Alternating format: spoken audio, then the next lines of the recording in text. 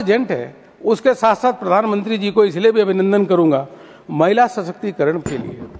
यह प्रधानमंत्री मोदी जी हैं, जहां एक तरफ ड्रोन दीदी, ऐसे अनेकों लखपति दीदी, करोड़ पर अब लखपति दीदी की संख्या भी करोड़ों से अधिक बढ़ रही है, और वहीं प्रधानमंत्री जी ने इस दिशा में यह जो उन्होंने शुरू किया है इंश्योरेंस सखी, 2 लाख महिलाओं को इंश्योरेंस सखी के रूप में ट्रेन किया जा रहा है सर। तो इन्होंने कभी सोचा क्यों नहीं सर? ये LIC की बात करते हैं, जयराम जी बैठे हैं, जरा बताइए जरा 2014-15 में LIC का कितना प्रॉफिट था? 1634 करोड़ रुपए, केवल 1634 करोड़ रुपए।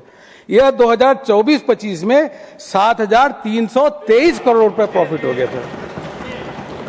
और इतने नहीं, LIC कर रहे हैं, LIC को यह भी ऑटोनॉमी दी जा रही है कि आपके समय था कि LIC को अगर जोनल ऑफिस खोलना होगा तो जाओ सरकार से अप्रूवल लो। प्रधानमंत्री जी ने कहा मिनिमम गवर्नमेंट मैक्सिमम गवर्नेंस, जितना आपको जोनल ऑफिस खोलना आप खोलो, उसके लिए कोई भी अप्रूवल लेने की जरूरत नहीं है सर। ऐसे public sector state bank of India की बात बता देता हूं सर, जब क्योंकि हमारे कांग्रेस के मित्र अभी SBI की अब बात कर रहे थे sir. State bank of India का प्रॉफिट सर 2013-14 में 10,890 करोड़ था, 10,890 करोड़ रुपए, और आगे चल करके और कम हो गया क्योंकि आप कांग्रेस के जैसे कुकर में थे। और वह स्टेट बैंक ऑफ इंडिया का प्रॉफिट 2024 में 10,890 करोड़ से 70,901 करोड़, मतलब 10, कल्पना करिए। ऐसे HAL का प्रॉफिट सर इनके समय में 414 करोड़ था। ये पब्लिक सेक्टर अंडरटेकिंग के 2-3 एग्जाम्पल दूंगा, अधिक दूंगा तो समय लगेगा। 8,317 करोड़ रुपए, गिन लीजिए कितने % अधिक हो गया। प्रधानमंत्री मोदी जी के नेतृत्व में देश में एक सुरक्षा की भावना जागृत हुई सर। मैं ये कहूंगा कि यह 9 मई 2015 यह एक तरीके से जन कल्याण का दिवस लिखा जाएगा सर। एक गरीब है, अगर उसके यहाँ एक्सीडेंट हो जाए तो उसको कोई पैसा देने वाला नहीं है, उसको छोटे छोटे बच्चे क्या करेंगे? प्रधानमंत्री मोदी जी ने फर्स्ट फेज में शुरू किया, उन्होंने कहा प्रधानमंत्री सुरक्षा बीमा योजना, प्रधानमंत्री जीवन ज्योति योजना का उन्होंने शुरुआत किया सर। और यह देखिए सर, 51 करोड़ लोग 2 रुपए प्रतिदिन दे करके 51 करोड़ लोगों ने प्रधानमंत्री सुरक्षा बीमा योजना के अंतर्गत रजिस्ट्रेशन करवाया है, और प्रधानमंत्री जीवन ज्योति बीमा योजना में 23 करोड़ 63 लाख, यह 2 रुपये दे करके, और 18,397 करोड़ रुपए भुगतान हुआ। अब आप कहते हैं कि मोदी जी क्यों जीतते हैं, हर राज्य में मोदी जी क्यों जीत रहे हैं? अरे आंकड़ा साफ दिखा रहा है, जब 51 करोड़ लोग रजिस्ट्रेशन करा रहे हैं प्रधानमंत्री सुरक्षा बीमा योजना में, प्रधानमंत्री जीवन बीमा ज्योति बीमा योजना में अगर 23 करोड़ लोग इनरोलमेंट करा रहे हैं, तो प्रधानमंत्री तक जुड़े हैं कि नहीं जुड़े हैं? वो मानते हैं कि प्रधानमंत्री जी हमारे मसीहा है, वो मानते हैं कि प्रधानमंत्री जी हमारे घर की सुरक्षा का जिम्मेदारी ले रखे हैं। तो यह दिन सर प्रधानमंत्री आयुष्मान भारत योजना के बारे में इतना बताना चाहूंगा सर। इतिहास के पन्नों में 23 सितंबर 2018 का यह स्वर्णिम दिन, यह उत्सव का दिन है सर, और यह देशवासी समझ रहे हैं सर। और मैं तो कहूं प्रतिवर्ष पर इसको उत्सव का दिन मनाना चाहिए। जब प्रधानमंत्री जी ने आयुष्मान भारत की योजना का 23 सितंबर 2018 की घोषणा की, यह उत्सव का दिन है सर। यह इसलिए उत्सव का दिन है सर कि 42 करोड़ लोगों को 5 लाख का हेल्थ इंश्योरेंस देने का काम, 5 लाख, और कह रहे हैं कुछ मिला नहीं। अरे भैया 56,401 करोड़ रुपए का इंश्योरेंस मिल गया है, और 12 करोड़ लोगों परिवारों का क्लेम सेटलमेंट हो गया है, उनको पेमेंट हो गया। यह है हमारे जीतने का राज। कांग्रेस के सदस्य जो इधर के हैं सुन लें, यह जमीनी हकीकत है। प्रधानमंत्री फसल बीमा योजना की बात करते हैं।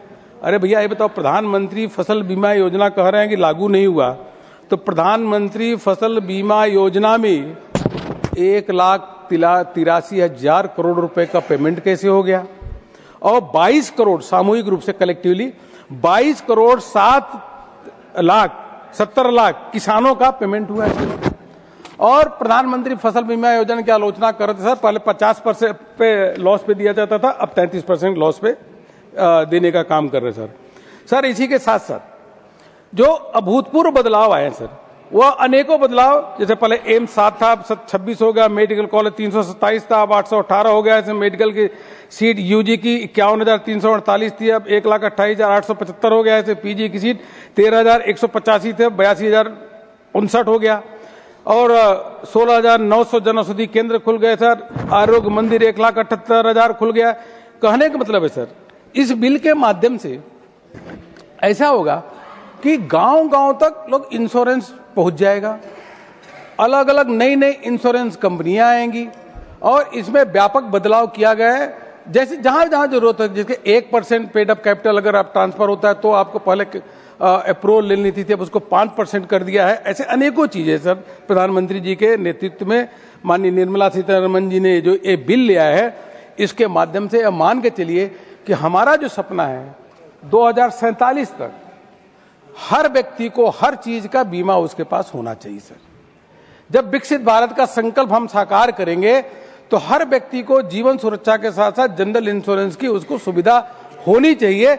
इस दिशा में यह बहुत ही क्रांतिकारी बिल है, जितनी इसकी तारीफ किया जाए उतनी कम है, और सारे के सारे जो बिंदु हैं व्यापकता के साथ उसको विचार विमर्श करके जो जिन चाहे इंश्योरेंस एक्ट में बदलाव करना हो, चाहे LIC एक्ट में बदलाव करना, जहां भी बदलाव करना है उसको बदलाव को ले आने का काम किया है। परिवर्तन के साथ बदलाव की मांग करते हुए सर, जो परिवर्तन के साथ लगातार जो समय परिवर्तन के साथ बदलाव करना चाहिए, जैसे मैंने बताया सर, अदरवाइज हम धीरे धीरे तक पीछे छूटते चले जाएंगे। इसलिए कांग्रेस के लोगों से और अभी उधर के लोगों से भी कहूंगा कि इस बिल का आप समर्थन करिए।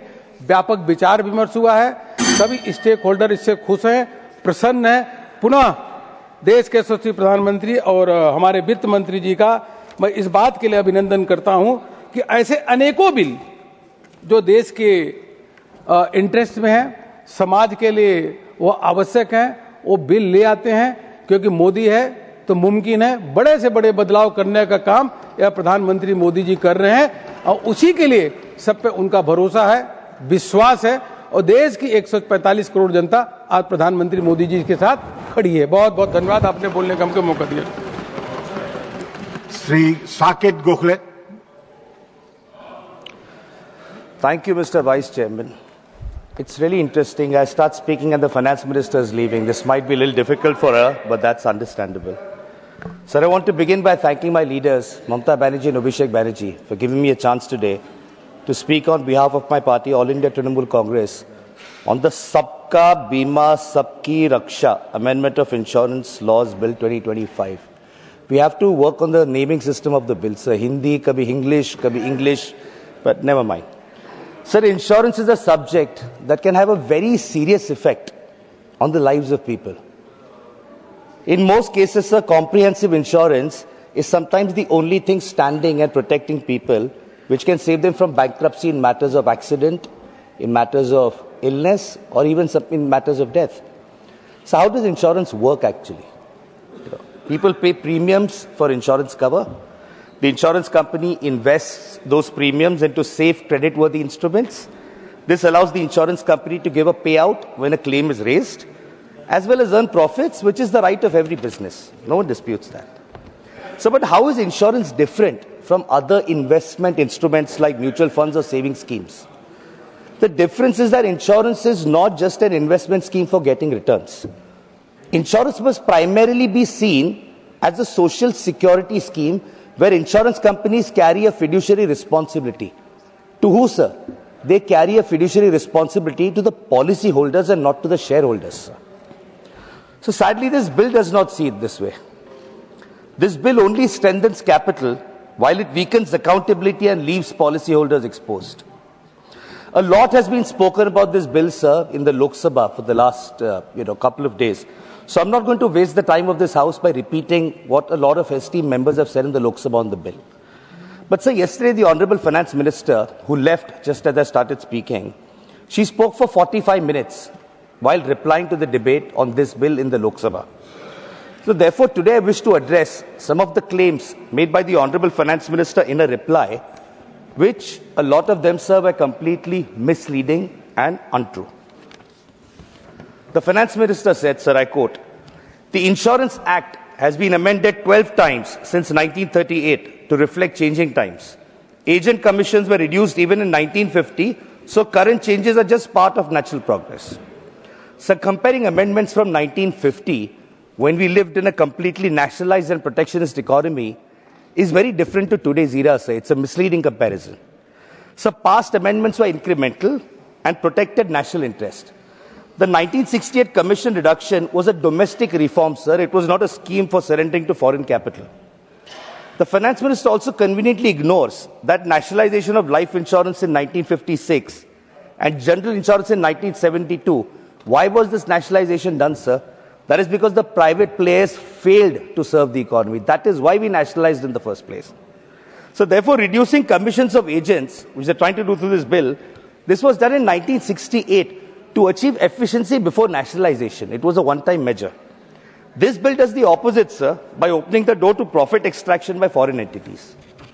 So then the Finance Minister said, "Our government has launched numerous insurance schemes to bring everyone into insurance coverage." Then she named some of them, Fasal Bima Yojana, etc. Sir, my question, sir, if government-backed schemes where the premium is minimal, if these schemes are successfully expanding insurance coverage, then why do we need 100% FDI? It is very strange that the Finance Minister is bringing a bill which contradicts her own government's claim that we are expanding insurance coverage to rural areas across India. If you're doing it, then why do you need 100% FDI? So the reality, sir, is that government insurance schemes, they run through LIC and PSU insurers, sir. This is because private and foreign insurance companies, sir, they're not interested in the low premium, high risk market, which a lot of rural India is.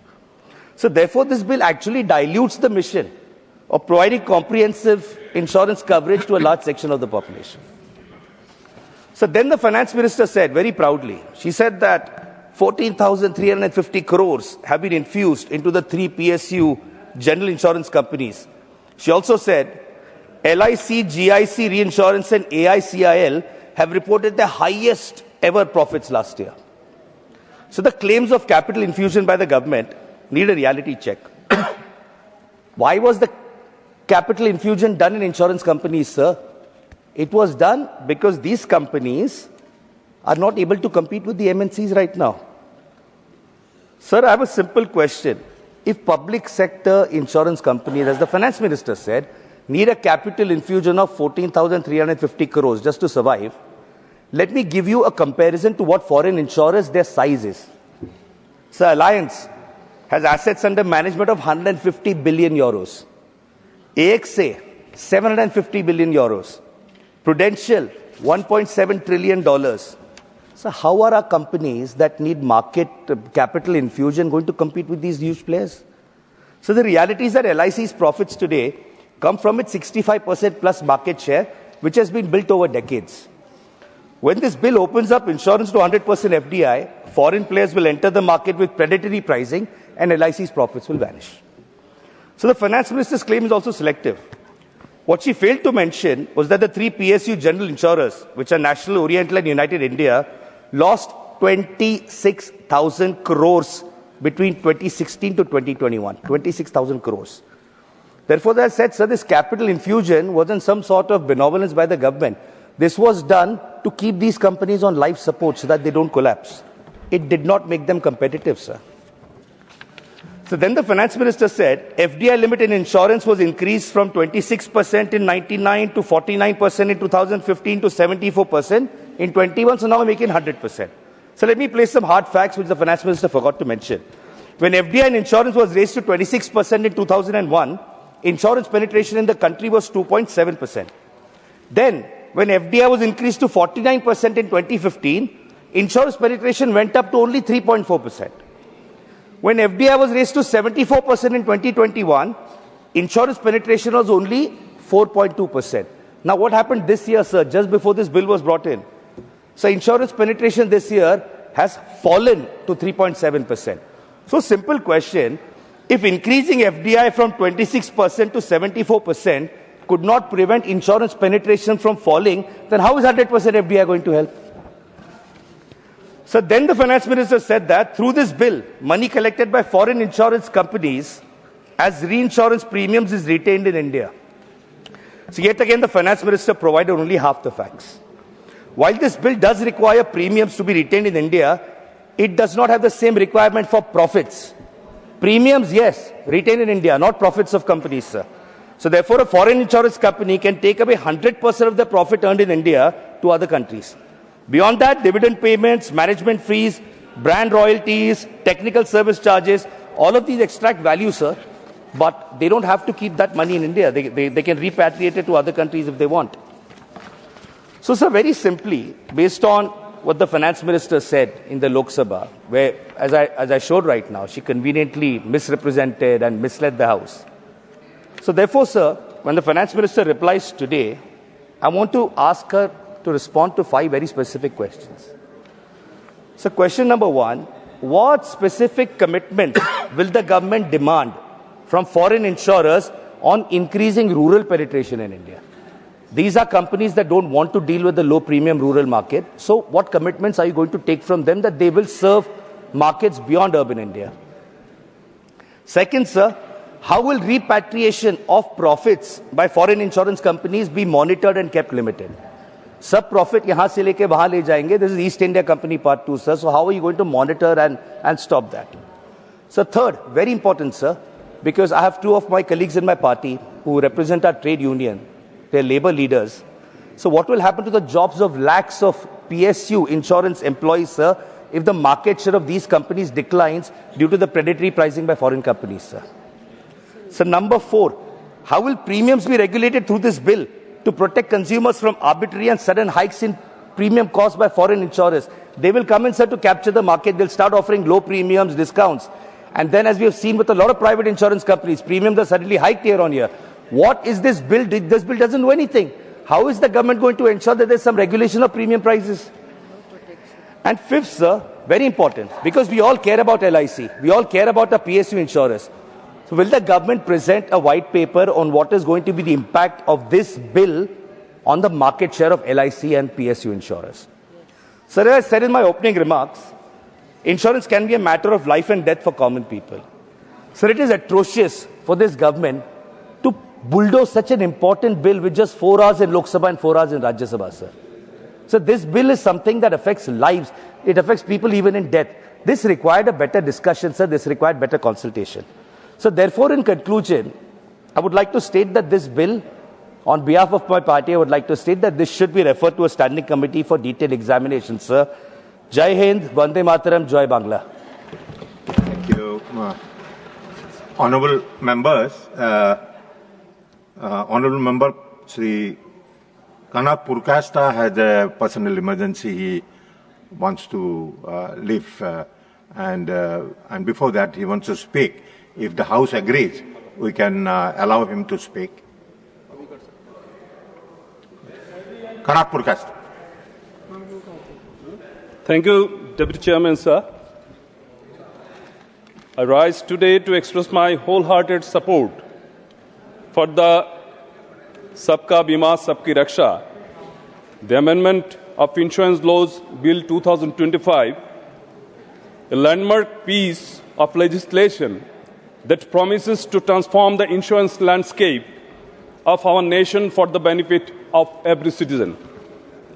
Sir, first of all, I offer my gratitude to Honorable Prime Minister Sri Narendra Modi ji. Under his visionary leadership, Honorable Finance Minister Srimati Nirmala Sitharaman ji has introduced much awaited and important bill in this House. Sir, let me emphasize the guiding principle behind this bill. Insurance for all, Sabka Bima Sabki Raksha. This government has put before this House a framework that seeks to expand coverage, deepen penetration, and protect millions of Indians who today remain outside a safety net of formal insurance. So first, the bill proposes to raise the foreign direct investment limit in the insurance sector to 100%. This is not just a number, this is a strategic policy decision. Allowing full foreign participation will attract capital, global underwriting expertise, technology, and serve citizens better. It is a step toward making our insurance industry world-class in the coming decade. Sir, secondly, this legislation amends 3 fundamental laws: the Insurance Act 1938, the Life Insurance Corporation Act 1956, and the Insurance Regulatory and Development Authority Act 1999, to modernize the regulatory environment. These changes streamline operations, enhance ease of doing business, and bring clarity to the regulatory oversight needed in a rapidly evolving financial sector. Third, let us talk about the heart of insurance, the policyholder. This bill pauses to strengthen policyholder protection mechanisms and establish a policyholders' education and protection fund. It will raise standards of transparency, improve dispute resolution, and build greater trust among ordinary citizens who put their faith and hard-earned money in insurance products. We should also acknowledge that this bill proposes improvements in governance, including provisions that ensure key leadership positions within insurers are held by Indian citizens, even with increased foreign participation. This balance safeguards national interest while inviting the best of global capital. So some critics argue that opening up the sector could undermine domestic players. I respectfully disagree. Competition, when rooted in strong regulation, enhances efficiency, brings innovation, and ultimately benefits the consumer. Countries that have revitalized their insurance markets have seen growth in penetration and product diversity, a direction we must embrace. Sir, insurance is not merely a financial instrument, it is a lifeline for a state like Assam. So every year, devastating floods of Brahmaputra and Barak rivers destroy crops, homes, livestock, and livelihoods. Farmers, small traders, and daily wage earners suffer enormous losses and often pushing families into long-term distress. Therefore, any reform in this insurance sector must be sensitive to these ground realities. The proposed amendment, which aims to strengthen regulatory oversight and improve policyholder protection, is a welcome step. If implemented effectively, it can ensure faster and fairer claim settlements, especially for flood-affected farmers and households, who often face delays and procedural hurdles while claiming insurance benefits. Sir, Assam is also home to lakhs of tea garden workers, who are the backbone of the tea industry, an industry that contributes significantly to our national economy. I urge the government to ensure that the insurance reforms specially promote affordable health and life insurance coverage for tea garden workers and other unorganized laborers, with special protection for women workers. Deputy Chairman, sir, floods also cause repeated damage to houses, schools, small businesses, and rural infrastructure in Assam. The amended law should encourage innovative and affordable disaster and property insurance products suited to flood-prone areas so that families can rebuild their lives with dignity rather than falling into debt.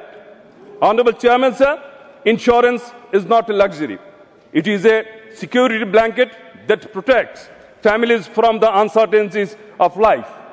Yet, in India, insurance penetration remains far below global averages. This bill addresses the gap with purpose and urgency, setting the ambitious goal of universal insurance coverage by 2047. For small business, farmers, workers in the informal sector, women heads of households, insurance means resilience. It means economic confidence. It means the protection for generations. In conclusion, let us seize this opportunity. Let us stand together for a future where every Indian, whether in a metropolitan city or remote village, has access to reliable, affordable insurance. I urge all members of this House to support the Sabka Bima Sabka Raksha Bill 2025. Its specific will not only modernize an essential sector, but will also uphold the promise of inclusive growth and security for all. Thank you, Chairman, sir. Thank you. Dr. Kanimuji Nvn Somo. Thank you, Honorable Vice Chairman, sir. Sir, I rise to oppose this bill. I raise my objections for naming the bill in Hindi, all languages, all what possible. Sir, this bill is attempting to kill the private sector. Sir, this government approach to governance has revealed a clear pattern, a centralization of authority, consolidation of power, and consistent erosion of states' constitutional and fiscal autonomy.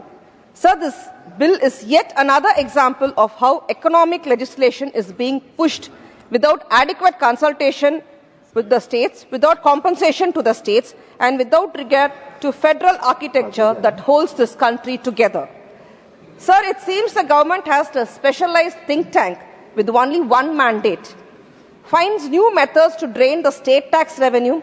Every few months we see a new innovation, a new exemption, a new restructuring, a new carve-out that magically reduces the state's revenue while increasing the union's control.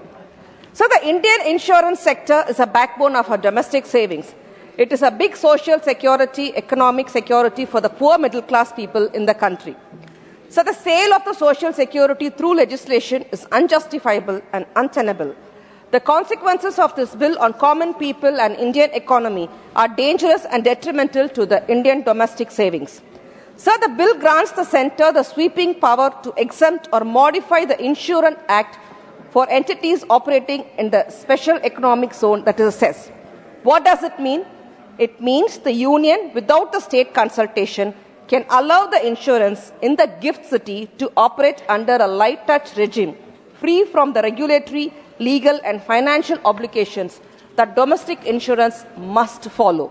It gives a competitive advantage to the FISC-based companies while undermining the insurers based in the state. Sir, Clause 7 of the bill provides 100% FDI in the Indian insurance sector. This means 100% surrender to the foreign investors and to the insurance companies. Sir, also the Clause 7 inserts a Section 3AA into the Insurance Act and allows 100% foreign ownership in Indian insurance companies. That means foreign board members have the say in all the vital decisions of the insurance sector in our country, India. Sir, foreign shareholders will decide on the insurance premiums, returns and dividends. This will only facilitate an indirect route for the black money to flood into the country. The country is already strained and distressed because of the withdrawal of the foreign investments from our Indian banks. Sir, what about our state autonomy then? Who will answer the state autonomy question? Today, states run multiple social insurance schemes: crop insurance, livestock insurance, health insurance top-ups, and accidental cover for the unorganized sector works. These schemes depend on the financial strength of the state insurers, cooperative bodies, and local intermediaries. But the bill removes the requirement for capitalized cooperative insurers. It gives them no real competitive room in the market, now dominated only by 100% foreign-owned giants operating out of the tax havens. This is not a cooperative federalism, sir. Sir, let us look at the effect of the employment. The LIC and the PSU insurers employ lakhs of people in every state. They maintain offices in the districts and taluks, not because it is profitable, but it is part of the social obligation. And what will happen to the LIC, sir? LIC's liabilities, responsibilities, the social obligations remain the same. But the competitors now get a freedom to operate under the relaxed norms in the CEZ, under the rural mandates, without compulsory investment in government securities and without servicing the poor. The government calls this competition. No, sir. We call this handicapping the public sector while subsidizing the foreign and the private insurers. Over the past 9 years, as of March 2024, the sector has attracted nearly rupees 54,000 crore in FDI, supported by the progressive policies. Now with 100% FDI, it is expected to touch around 1 lakh crore in the next 9 years. This means $12 billion FDI, the market share of $600 billion will go under the control of the foreign investors. Sir, this is a daylight robbery. The government should not squander the opportunities to promote and strengthen its own PSUs. But this government, through this bill, are favoring the foreign investors and burdening our own insurance company. So the FDI insurance sector at that time will be like selling our own insurance sector to the foreign investors. The words of Tandai Periyar became prophetic. When capital rules a society, humanity becomes collateral. Sir, this is not Sabka Bima, it is Sabka Bakwas, which means poor quality bill. This is a bill truly, if the bill is truly a Sabka Bima, why does the clause 27 rewrite section 27 to prioritize investment flexibility over social obligation? And why does the clause 20 give IRDA power to direct investments without the parliamentary approval? And what are we doing in the parliament here? This bill does not guarantee coverage, it guarantees capital freedom. So this bill has the cascading effect on the Indian domestic insurance company like the LIC and the GIC. LIC is a people's institution built with people's saving. Sir, clause 72 to 82, amending the LIC Act, strip LIC to its unique statutory character and force it to operate like a market-driven company. This will only push it into an unequal competition with the multinational insurance company. And the poor LIC insurance, poor and the middle-class people, the farmers, the women and the rural families, when private insurance companies are refused. But this bill punishes LIC for being compassionate and accommodative to people. Sir, as Dr. Muttamalinga, Dr. Kalengar said, public institutions exist to correct market injustice and not to surrender it. But this bill exactly does the opposite. Sir, this is a backdoor lawmaking. The delegated legislation is replacing the democratic debate. Federalism is completely ignored. Sir, it makes the poor middle class people to pay the premium, but the corporates call it dividend. Private insurers check the cherry pick profit. Sir, makers of the Dravidian movement in Tamil Nadu, Perarigar Anna, always says, government exists to protect the weak, not strengthen the strong. And Muthamal Kalengar says, markets without morality destroy the democracy. And our Muthuvel Karnanidhi Stalin, our Chief Minister of Tamil Nadu, says, this bill strengthens the strong and abandons the weak. Sir, the social security should not be thrown to the market sale. People's hard-earned money and savings are not to be squandered to the foreign investor. The Indian insurance sector should not be surrendered to the foreign hands, and India should not become a corporate insurance company. Therefore, I strongly oppose this bill in the current form. I demand the bill to be withdrawn or at least to be sent to a select committee. I at least demand the government to introduce a state revenue protection clause to compensate the state for SGST, stamp duty and other revenue losses, and to also do exemptions granted to CES and IFSC insurers for business involving domestic and Indian risks should be withdrawn in full. Ensure all insurers, including those in CES, meet rural and social sector obligations without expectation. Create a joint state-center regulatory framework whenever policy changes impact the state tax base. Safeguard LIC autonomy and national role, recognizing its importance to public welfare and financial stability. Insurance must not become a tool to centralize power or weaken state finances. It must remain a pillar of public trust, federal balance and people's welfare. Or kindly refer this to the standing committee in the parliament. I would like to conclude by saying a Tirukural. Kudidari kolocham manila manan adidarik nirkum ulagu, which means a nation that does not protect and embrace its people will steadily lose its strength and stability. Thank you, sir. Thank you. Sri Subhasis Kuntia. Ayodhya Rami Reddyala. Sorry. Thank you for allowing me to speak on the Sabka Bima, Sabki Raksha Amendment of Insurance Laws Bill 2025. This bill aims to seek to amend the Insurance Act, the Life Insurance Corporation Act, and the IRDA Act. At the outset, I acknowledge the intent of the government to modernize India's insurance framework and to expand insurance coverage across the country. Sir, India's insurance sector remains significantly underpenetrated. Life insurance penetration is around 3%, while general insurance is only close to 1%, less than 1%.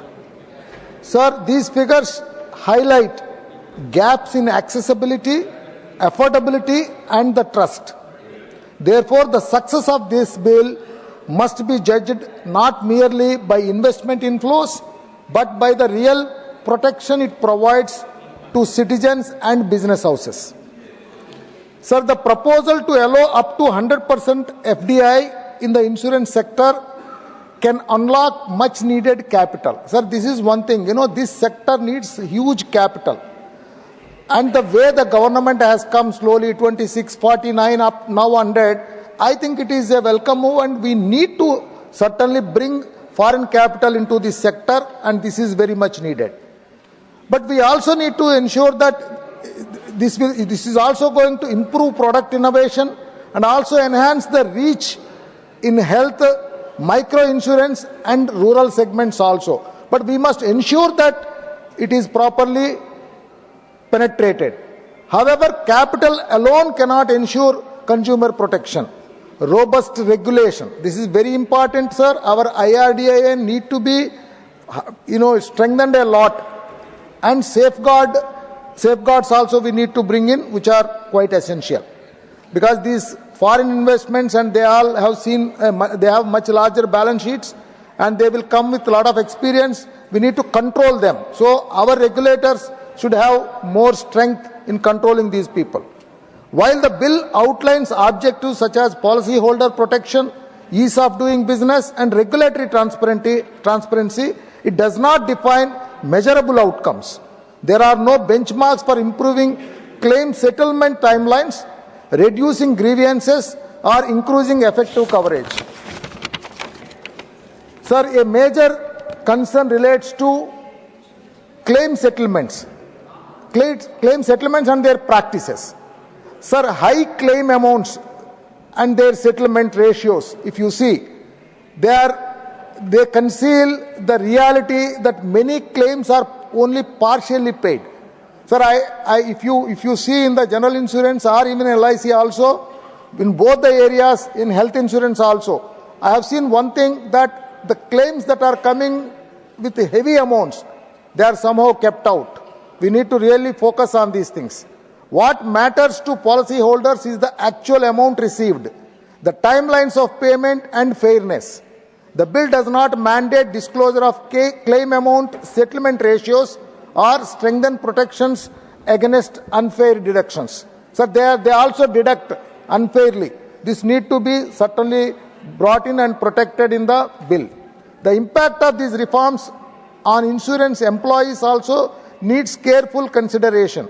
Safeguards are required to protect service conditions, ensure reskilling and redeployment, and provide effective grievance redressal mechanisms. Sir, foreign participation must be regulated so that vulnerable and rural populations are not excluded or exploited. In this context, IRDAI, again I wanted to reiterate, sir, it must be strengthened into a proactive and effective regulator with enhanced supervisory powers. Finally, sir, the insurance dispute resolution mechanisms required urgent reform to ensure timely and fair justice for policyholders. Before I conclude, sir, I want to say these 5 important things. Capital into this sector, 100% FDI, very welcome. Regulations certainly needs to be further strengthened. High amount claims needs a lot of special focus. Private FDI companies that are coming, if you see, sir, all our government insurance companies, they are losing money, and all the private fellows are making huge money. We must certainly bring a cap on this, because otherwise it is really they are taking it for a ride. And we must finally, on behalf of YSR Congress Party, we support this bill subject to safeguards for employees, strict regulation of foreign participation, expansion of universal health insurance, strengthening of IRDAI, and comprehensive reform of dispute resolution mechanisms. Thank you very much, sir. Thank you. Now, Subhasis Kuntia. जय जगन्नाथ। माननीय उपसभापति महोदय, सबसे पहले सबका बीमा सबके रक्षा amendment of insurance bill 2025 पर बोलने का अवसर देने के लिए धन्यवाद। महोदय, ये बिल का शीर्षक जितना आकर्षण दिखता है, बिल का वास्तविक प्रभाव उतना ही व्यापक और चिंताजनक है। यह बिल भारत के इंश्योरेंस सेक्टर की संरचना, ओनरशिप, रेगुलेटरी पावर्स और डाटा गवर्नेंस सबको मूल रूप से बदल देता है सर। आज मैं इस सदन के समक्ष गंभीर आपत्तियां रखना चाहता हूं सर। महोदय, इंश्योरेंस केवल एक बिजनेस नहीं बल्कि भारत के नागरिकों की जीवन भर की कमाई और सुरक्षा से जुड़ा क्षेत्र है सर। अब यह बिल पहली बार 100% फॉरेन डायरेक्ट इन्वेस्टमेंट की अनुमति देता है। इसका अर्थ है कि भारत की इंश्योरेंस कंपनीज का पूर्ण नियंत्रण विदेशी संस्थाओं के हाथ में जा सकता है। वे संस्थाएं जो न इस सदन के प्रति जवाबदेही है, न भारतीय नीति प्राथमिकता के प्रति सर। मैं पूछना चाहता हूं सर, जब हमारे पास कोई पब्लिक कंसल्टेशन नहीं, कोई रेगुलेटरी इंपैक्ट स्टडी नहीं, तो हमें इतनी बड़ी छलांग किस मजबूरी में लेना पड़ रही है सर।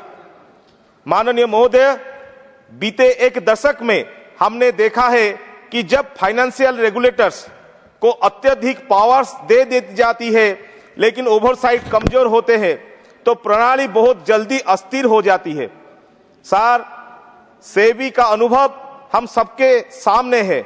जब मार्केट मैनिपुलेशन, प्राइस रैगिंग और कॉर्पोरेट एक्सपोजर को लेकर गंभीर प्रश्न उठे, विशेषकर अदानी ग्रुप से जुड़े मामले में सेबी को समय पर स्पष्ट और सार्वजनिक स्पष्टीकरण देने में कठिनाई आई। इससे इन्वेस्टर कॉन्फिडेंस हिला। यह उदाहरण हमें बताता है कि अत्यधिक शक्ति, कम जवाबदेही, पब्लिक रिस्क, लेकिन यह बिल आईआरडीआई को उससे भी कहीं अधिक पावर देता है सर। किसी कंपनी का प्रबंधन, सुपरसाइड करने की power, binding directions, investment pattern को बदलने का अधिकार, डिसबर्समेंट ऑर्डर्स और डाटा कंट्रोल तक। यदि इंश्योरेंस सेक्टर में सेबी जैसी स्थिति उत्पन्न हुई तो उसका नुकसान करोड़ों पॉलिसी होल्डर्स के सीधे झेलना पड़ेगा सर। एलआईसी भारत के इंश्योरेंस सेक्टर का आधार स्तंभ है, लेकिन एलआईसी के अदानी ग्रुप में किए गए इन्वेस्टमेंट ने पूरे देश में चिंता पैदा की सर। हिंडलबर्ग रिपोर्ट के बाद अदानी कंपनीज में आई गिरावट से एलआईसी को नुकसान हुआ और पब्लिक कॉन्फिडेंस हिला सर।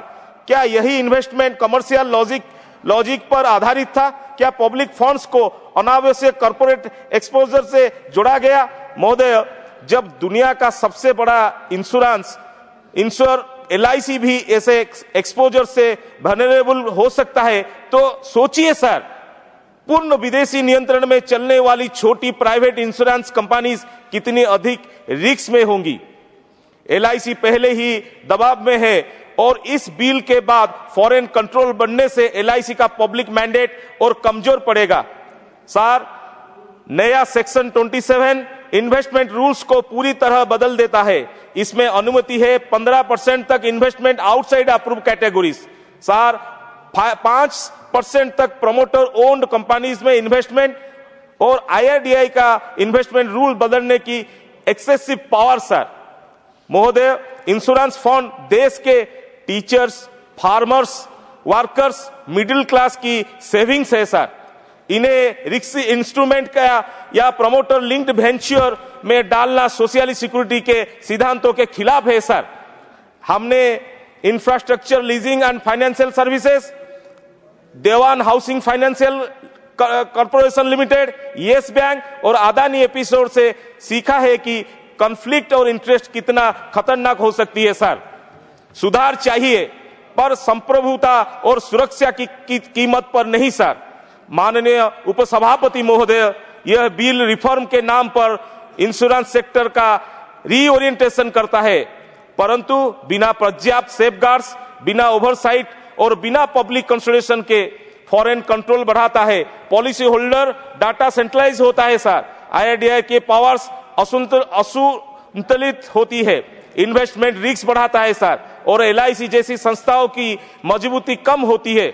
इसीलिए मैं आग्रह करता हूं कि इस बिल को स्टैंडिंग कमेटी में भेजा जाए, व्यापक कंसल्टेशन हो और नेशनल इंटरेस्ट को सर्वोपरि रखते हुए पुनर्विचार किया जाए सर। धन्यवाद। जय जगन्नाथ, वंदे मातरम। धन्यवाद। श्री संजय यादव। थैंक यू सभापति महोदय। महोदय, हमारा मानना है कि बीमा घाटे या मुनाफे का खेल नहीं होना चाहिए। यह हर नागरिक के जीवन में संजीवनी, गरिमा और अमृत की तरह होना चाहिए, क्योंकि महोदय बीमा कोई लग्जरी नहीं है। यह व्यक्ति के जिंदा रहते हुए भी आखिरी उम्मीद और मौत के बाद आखिरी सहारा होता है। महोदय, इंश्योरेंस सेक्टर में आप एफडीआई को बढ़ाकर अगर 100% कर देंगे तो पूरे भारतीय बीमा क्षेत्र का संपूर्ण नियंत्रण विदेशी कंपनियों के हाथों में चला जाएगा, और फिर ये विदेशी कंपनियों के निर्णय और नीतियां भारतीय गरीब परिवारों को प्रोटेक्ट करेंगी या फिर अपने प्रॉफिट को बढ़ाएंगी। यह हम सब लोगों को मानवता के साथ सामूहिकता में सोचना होगा। सर, यह सरकार बिल पर बिल लेके आ रही है, लेकिन इतना ही कहना चाहूंगा कि तो सबसे पहले इनके बिल का ही बीमा होना चाहिए। इनकी हर घोषणा और हर बिल का एक मापदंड और पैमाना तय हो, जहां ये तय करे और निर्धारित करे कि इनके क्लेम्स कितने स्टिक हैं और सक्सेस रेट क्या है। मान्यवर, जो बीमा सिर्फ शहर कार और क्रेडिट कार्ड वालों तक सीमित हो, वह सबका बीमा नहीं कहला सकता। मैं ये क्यों कह रहा हूं? क्योंकि यही सरकार कहती है कि यह सरकार 81 करोड़ लोगों को 5 किलो मुफ्त अनाज देती है। अगर जिस देश में जो सरकार 81 करोड़ लोगों को जिंदा रहने के लिए 5 किलो मुफ्त अनाज दे, तो महोदय क्या वो इस देश के 81 करोड़ नागरिक विदेशी कंपनियों से बीमा खरीद पाएंगे? महोदय, प्रधानमंत्री फसल बीमा योजना की अभी चर्चा हुई। मैं एक आंकड़ा आपके समक्ष रखना चाहता हूं। पिछले 10 वर्षों में 1,12,000 किसानों ने हमारे देश में आत्महत्या की है। 3 बजे इस बिल पर चर्चा शुरू हुई। महोदय, पिछले 1 घंटे में भी एक किसान ने हमारे देश में आत्महत्या की है। ये मैं नहीं कह रहा, ये एनसीआरबी का डेटा कह रहा है कि प्रत्येक घंटे हमारे देश में एक किसान आत्महत्या करता है। कल ही की खबर है कि महाराष्ट्र में एक किसान ने कर्जे से मुक्ति देने के लिए अपनी किडनी बेच दी। परसों बिहार के मुजफ्फरपुर में एक गरीब परिवार ने अपने 5 बच्चों के साथ सामूहिक आत्महत्या कर ली। महोदय, हमारे देश में सीवर साफ करने वाले कितने गरीब दलित मरते हैं। तो हमारा मानना है, मेरा सुझाव है कि इस बिल में एक ऐसा प्रावधान हो कि किसानों के लिए, उन गरीब दलितों के लिए, और जो गरीब आत्महत्या करते हैं, हमारे किसान जो आत्महत्या करते हैं, उनके लिए एक ऐसा प्रोविजन हो कि उनके जीवन को सुरक्षा मिले। तभी इस बिल का जो नामकरण है, शीर्षक है सबका बीमा सबकी रक्षा, वो तभी तर्क संगत लगेगा। महोदय, बीमा में पॉलिसी धारक की, जैसा अक्सर देखने में आता है, पॉलिसी धारक की पूरी रकम उसकी आवश्यकता अनुसार इमरजेंसी मोड में इमीडिएट इफेक्ट के साथ मिलना चाहिए। अक्सर होता क्या है, बीमा कंपनियां शुरुआत में बहुत लुभावने ऑफर्स देती हैं, आकर्षक डिस्काउंट्स देती हैं, उनका पैटर्न भी बेचने का बीमा पॉलिसी ऐसा होता है, लेकिन बाद में जब क्लेम करने जाते हैं तो वो प्रक्रिया उतनी ही जटिल होती है। जो शर्तें बेचते समय नहीं दिखती, वो क्लेम करते समय बीमा कंपनियां सबसे पहले दिखाती हैं और बताती हैं। तो आम नागरिक को बीमा कंपनियों के चक्कर ना काटने पड़े, उनको किसी प्रकार की मुश्किल का सामना ना करना पड़े, उसको उतना ही सरल और सहज करना चाहिए।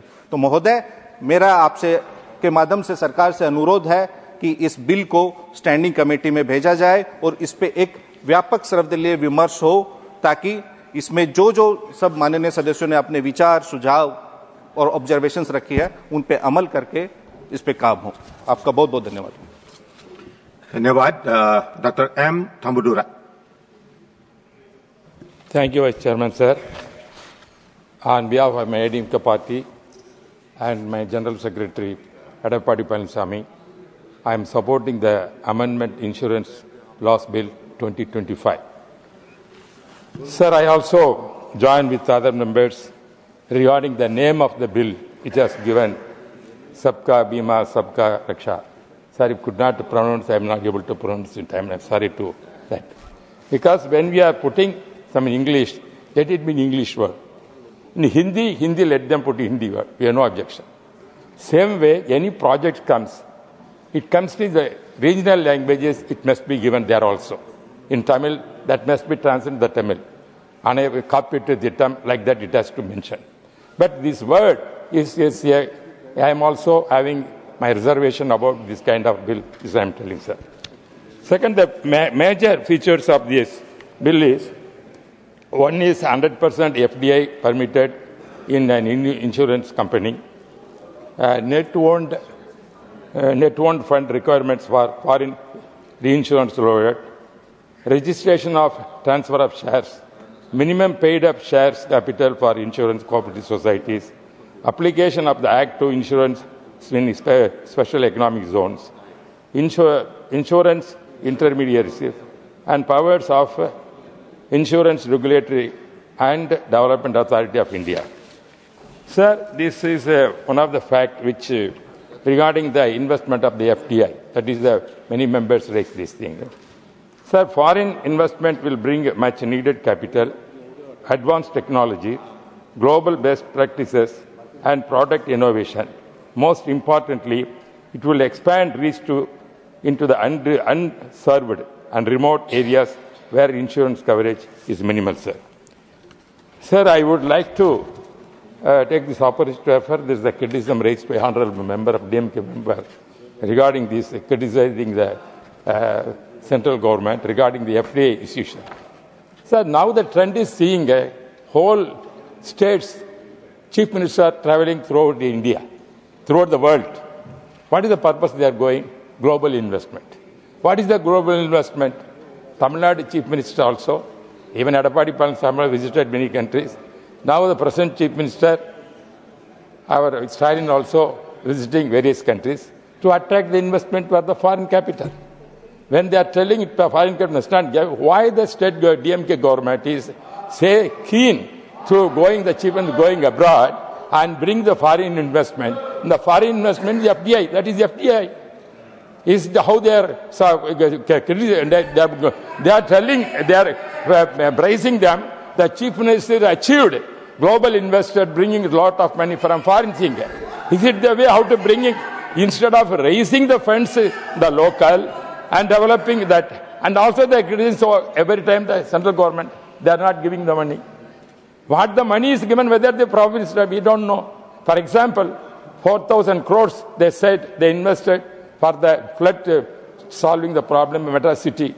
But I don't know where the 4,000 will gone, we don't know. So the protection, sir, this 4,000 is to save the life of the people. Save the life, that is the indirectly insurance. That insurance that save the life of the people, 4,000 rupees, they invested, they're telling. But the flood is taking the whole places. There is no safety for the man, then there is no insurance. That is what I'm telling, sir. And also the farmers, sir. The farmers insurance is very important.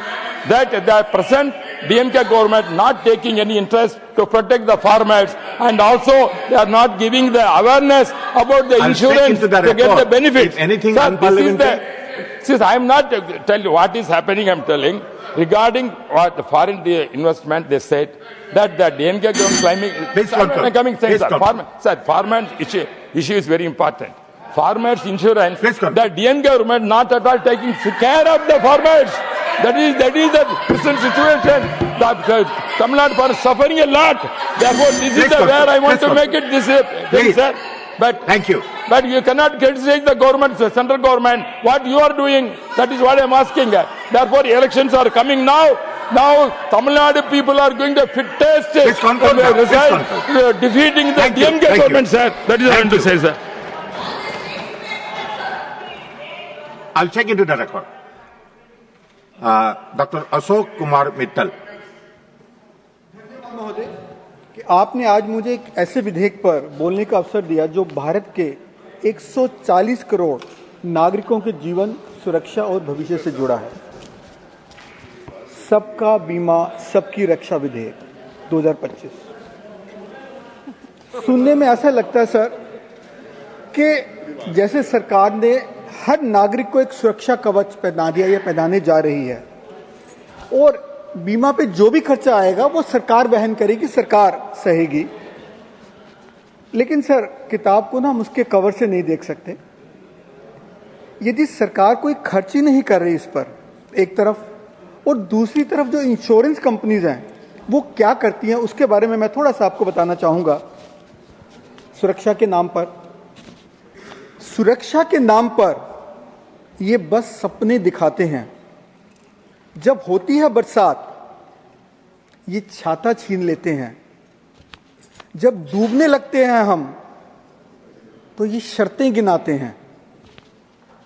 इंसानियत मत ढूंढिए इन फाइलों के कागजों में, क्योंकि जिनमें कागज में लिखे शब्द भी पत्थर बन जाते हैं। सर, इस विधेयक के टाइटल में और कंटेंट में जमीन आसमान का अंतर है। ये वैसे ही है जैसे जब इंश्योरेंस पॉलिसी बेची जाती है, लुभावना बातें की जाती हैं, लेकिन जब क्लेम लेने जाते हैं तो उसके फाइन प्रिंट्स दिखाने शुरू कर देते हैं। तो ऐसे ही जब इस विधेयक के फाइन प्रिंट्स पर मैं जाता हूं तो ये पता लगता है कि जो ये विधेयक है बीमा के लिए नहीं है, सबकी बीमा सबकी सुरक्षा के लिए नहीं है। इसका मेन उद्देश्य फॉरेन डायरेक्ट इन्वेस्टमेंट को 100% करना है और विदेशी कंपनियों को लाभ पहुंचाना है। तो 2000 में फॉरेन इन्वेस्टमेंट 26% हुई, 2015 में 49 हुई, 21 में 74 हुई। सर, अब मुझे नहीं समझ आता, जब 74% इन्वेस्टमेंट से ना किसानों का भला हुआ, ना गरीबों का, ना ग्रामीण क्षेत्रों का, तो ये 100% करने से क्या चमत्कार हो जाएगा? सर, आंकड़े झूठ नहीं बोलते। इतनी एफडीआई आने के बावजूद भारत में जो बीमा की पहुंच है 3.7% है, जबकि जो वर्ल्ड वाइड जो एवरेज है वो 7% है। हम ओम्बड्समैन जो बीमा लोकपाल की बात करें, 23-24 के मुताबिक कुल सर 52,000 शिकायतें आई, जिसमें से 31,000 सबसे ज्यादा स्वास्थ्य बीमा की थी और 95% शिकायतें क्लेम रिजेक्ट होने के बारे में थी। 2024 में बीमा कंपनियों ने 26,000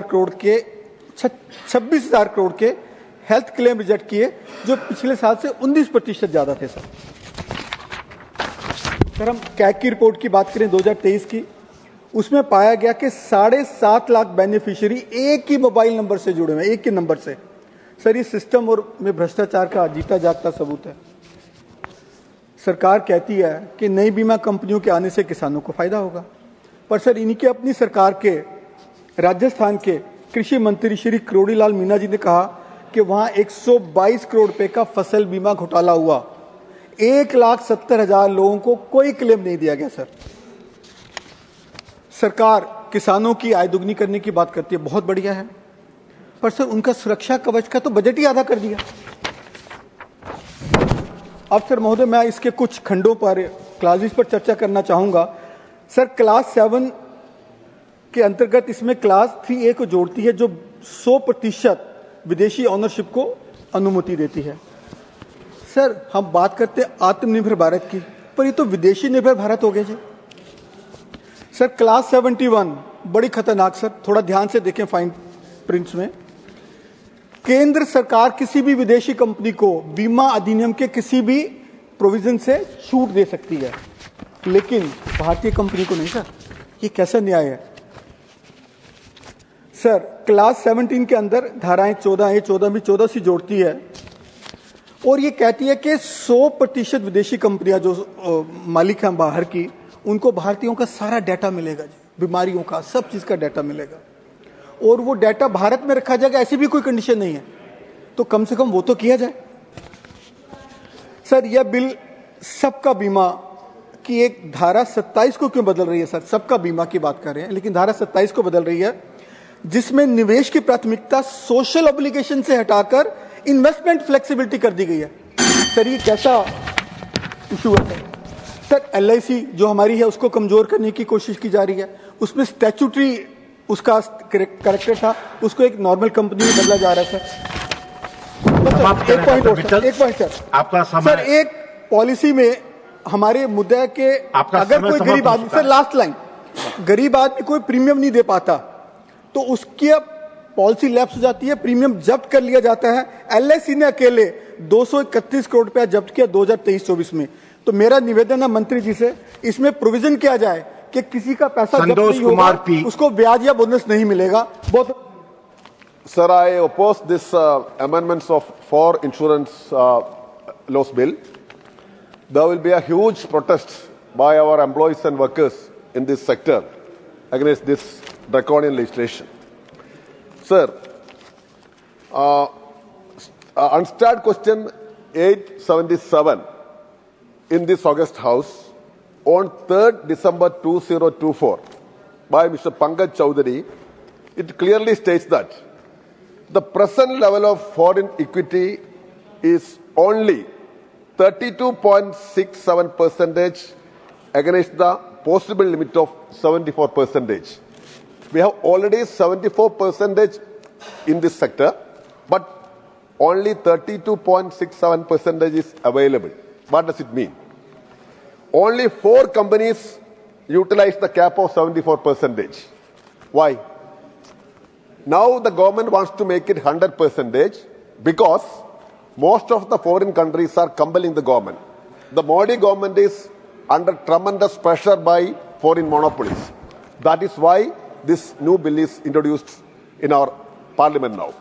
Sir, fall of rupees we are facing through our economy is facing that. Secondly, sir, BJP is acting like a British Janata Party in most of the times. Whose interest it is protecting? Are they protecting the interest of our people? Insurance sector was actually facing a lot of issues. To make it more and more people-oriented, these people are trying to finish up all public sector undertakings. Can they name even a single public undertaking which was built up during these 10, 11 years? No. The only business is to demolish the existing public sector units. They can't say even a single name. Sir, so I demand that this bill may be referred to select committee. Public sector investments and insurance companies are very important. These are the lifeline of our country. So I request our friends in BJP also. So once upon a time, there were many organizations, outfits, like Swadeshi Jagaran Manch like that. We have difference of opinion with them. But where are they? Where are these RSS friends? So they were all vocal on these issues. Now the government is under tremendous pressure and they are helping foreign monopolies. So this cannot be allowed. Please don't kill our country and economy like this. Our finance minister has become a justification machine. She is justifying each and every laws and rules and regulations. So this should not be allowed. These are hard-earned money of our general public. This should not be given to others on a platter. So I oppose this draconian legislation. This will finish up our economy. Thank you. Sri Kartikeya Sharma, not present. Dr. Bhagwat Karat. माननीय उपसभापति महोदय, सबका बीमा सबकी रक्षा विधेयक 2025 पर बोलने का मुझे वक्त दिया, इसलिए मैं आपका और हमारे पार्टी का आभार व्यक्त करता हूं। आज इस सभागृह में विरोधी पक्ष में से इस बिल को अपोज कर रहे, तो मैं इनको पूछना चाहता हूं, इस हमारे संसद इस सभागृह में 240 या 242 सदस्य हैं, तो हर एक को बीमा किया है, हर एक के फैमिली का बीमा है। तो हमारे देश में 140 करोड़ लोग हैं, उनको अगर बीमा निकालना होगा तो ये अमेंडमेंट करने की जरूरत है। इसीलिए हमारे देश के यशस्वी प्रधानमंत्री माननीय मोदी जी के नेतृत्व में और हमारे finance minister madam Nirmala Sitharaman ji के मार्गदर्शन में ये जो बिल आया है, इसको मैं सपोर्ट करता हूं और विरोधी पक्ष को भी अपील करता हूं, विनती करता हूं कि ये बिल को सपोर्ट करके यूनानिमस सब 140 करोड़ जनता के लिए मंजूर करना जरूरी है। माननीय उपसभापति महोदय, इस बिल में अगर हम देखो तो 2 चीज महत्वपूर्ण है। 100% एफडीआई को लाना और दूसरा safety of the policy holders को देखना। अगर safety of the policy holders को अगर हमें देखना है तो मैं बताना चाहता हूं, सेफ्टी के लिए सेवा की गुणवत्ता को सुधार होना चाहिए। बढ़ती प्रतिस्पर्धा के कारण क्लेम सेटलमेंट में प्रतिक्रिया की तेजी आएगी। इस बिल के माध्यम से क्लेम सेटलमेंट पारदर्शी और समयबद्ध बनेगा। और जो कुछ सदस्य ने जो बताया कि एफडीआई आने के बाद क्या होगा, लेकिन इरडाई को सशक्त बना के एक सुनिश्चित इरडाई हो जाएंगी और पॉलिसी धारक के साथ अन्याय न हो, नियमों का उल्लंघन करने वाली कंपनी पर सख्त कार्रवाई इरडाई के माध्यम से होंगी। ये बिल के माध्यम से हमें समित होता है। इस अगर हम देखें, इंश्योरेंस में 3 पुराने लॉ है, जिसमें 1938 का बीमा अधिनियम कायदा, इरडाई का एक्ट 1999 और लाइफ इंश्योरेंस एक्ट का 1956। इन्हों बदल कर अगर हम पास में जाके देखें, जब एनडीए का गवर्नमेंट 2014 में आया तो उसके पहले insurance sector was gasping under the control government of UPA. इसमें उस टाइम एफडीआई सिर्फ 26% था। रिफॉर्म के माध्यम से एनडीए के नेतृत्व में, प्रधानमंत्री जी के नेतृत्व में FDI cap increase to 49% in 2015. It is increased in 2021 for 70%, and now our aim is to increase up to 100%. यह बिल के माध्यम से इंश्योरेंस सेक्टर को सशक्त बनाना है, और ये सशक्त बनाना है तो रेगुलेटरी कंट्रोल जो इरडाई के माध्यम से रहेगा, इसको भी सशक्त बनाया है। और इस बिल में इरडाई को सशक्त बनाने का प्रोविजन भी दिया है। There is a capital flow आना जरूरी है। 140 करोड़ जनता का इंश्योरेंस करना है तो एफडीआई का जरूरत भी इस बिल के माध्यम से है। और इस बिल में अगर हम प्रोविजन देखें तो there is should be a penetration up to deep level. Root penetration means rural area हो, अनऑर्गेनाइज सेक्टर हो, वर्कर्स हो, इन सभी सेक्टर में इंश्योरेंस कैसा हो, इसके लिए इस बिल में प्रोविजन दिया है। और दूसरी इंपॉर्टेंट बात जो री इंश्योरेंस रहता है, तो री इंश्योरेंस को सशक्त बनाने का भी इस बिल में प्रोविजन दिया है। और नेट ओन फंड, जो कंपनी का नेट ओन फंड रहता है, जो इंडियन कंपनी है, जो पहले टारगेट 5,000 करोड़ का था, उसको 1,000 करोड़ कम करके उनको भी ताकत देने का इंडियन कंपनी का प्रोविजन इस बिल में है। इस बिल में और एक प्रोविजन है, माननीय प्रधानमंत्री जी के नेतृत्व में, जैसा ईज ऑफ डूइंग बिजनेस का हमेशा हम बोलते हैं, तो इसको महत्व दिया है। और इसके आगे बढ़ाते हुए इस क्षेत्र में इंश्योरेंस को एक ही बार रजिस्ट्रेशन करने की जरूरत है और बार बार अनुमोदन देने की जरूरत नहीं। एलआईसी तो हमारी बहुत ही बड़ी कंपनी है और एलआईसी को अधिकार दिया है। एलआईसी को अगर कोई क्षेत्र में कार्यालय ओपन करना है तो भारत सरकार के पास उनको आने की जरूरत नहीं है। माननीय उपाध्यक्ष महोदय, मैं बताना चाहता हूं, माननीय प्रधानमंत्री जी के नेतृत्व में जैसी भारत की अर्थव्यवस्था बढ़ रही है, वैसा ही इंश्योरेंस सेक्टर में अलग अलग काम हो चुका है।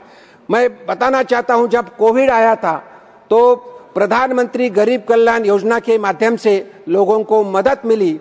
सिर्फ गरीब कल्याण माध्यम से 5 किलो अनाज तो दिया ही, उसी के साथ हेल्थ वर्कर को 50 लाख का बीमा दिया था। अगर हेल्थ वर्कर को डेथ होगा तो उसको 50 लाख उनके घर वालों को मिलते थे। वैसा ही कोरोना के टाइम कोरोना रक्षक और कोरोना कवच पॉलिसी थी, जिसके माध्यम से कोरोना के टाइम बहुत सारे लोगों को मदद मिली है।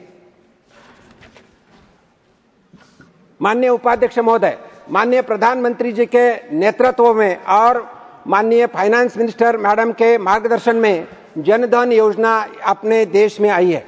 और जनधन योजना के माध्यम से जीरो बैलेंस अकाउंट 57 करोड़ लोगों के खुले हैं।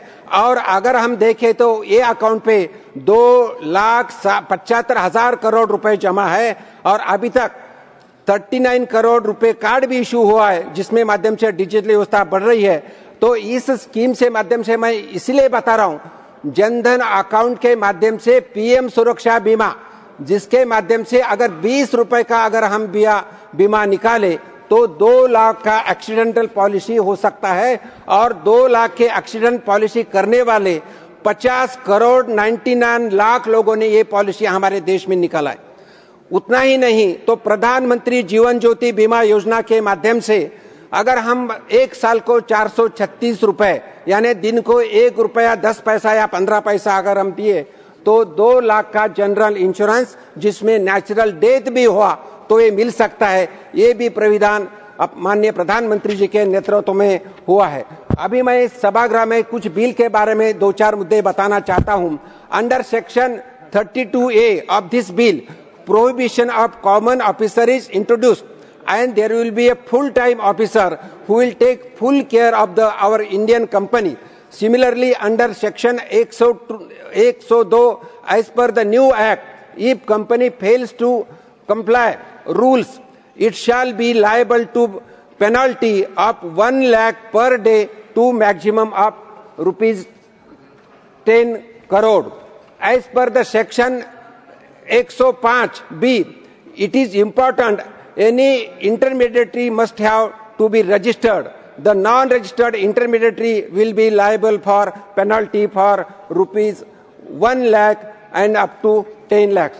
In this bill, section 14A to E, the authority has given power to collect the policy information from insurer to safeguard policyholders' rights. Here, right of the policyholder is protected, which is a very important. If you see the bill is importance is given to the digital record keeping and KYC strengthening. It is important. As per the new act, the coming act, the insurer must keep all relevant information of policy and it should be given holder and claim related information digitally to avoid delay in furnishing information and to provide fast track speedy resolution on the classes. It is mandatory for company to work in rural area, unorganized area, unserved population. The act provides that insurer must work in rural area, unorganized sector and backward area, that is focusing urban area only. This shows overall vision of Pradhan Mantri Modi ji's government and our संकल्प जो प्रधानमंत्री जी के नेतृत्व में हुआ है विकसित Bharat up to 2047. So all the 140 crore or all population India will be insured. In one of the section of this bill, share transfer is allowed from 1 to 5%. This will boost investors' confidence and make insurance sector strong. Recently, Honorable Finance Minister Madam has taken meeting of 56th GST Council meeting was held and under guidance of Honorable PM Narendra Modi ji, Honorable Finance Minister Madam Nirmala Sitharaman ji has reduced GST to 0 on premium and that will be help to all the peoples who are paying premium for the insurance. This will help to policyholders. It is a very important step in insurance sector. I support this bill and request. Last line, sir. आखिरी में मैं insurance के लिए 2 पंक्तियां बताकर मैं मेरा वाणी को विराम देता हूं। इंश्योरेंस सेक्टर यह आर्थिक रीढ़ की हड्डी है। विकास, विश्वास और निवेश की यह पहली सीढ़ी है। आज बीमा अपनाना मतलब देश को सशक्त बनाना है, हर घर को सुरक्षित करके भारत को आगे बढ़ाना है। तो मैं इस बिल को सपोर्ट करते हुए मैं मेरे वाणी को विराम देता हूं। जय हिंद, नमस्कार। धन्यवाद। श्री राम जी।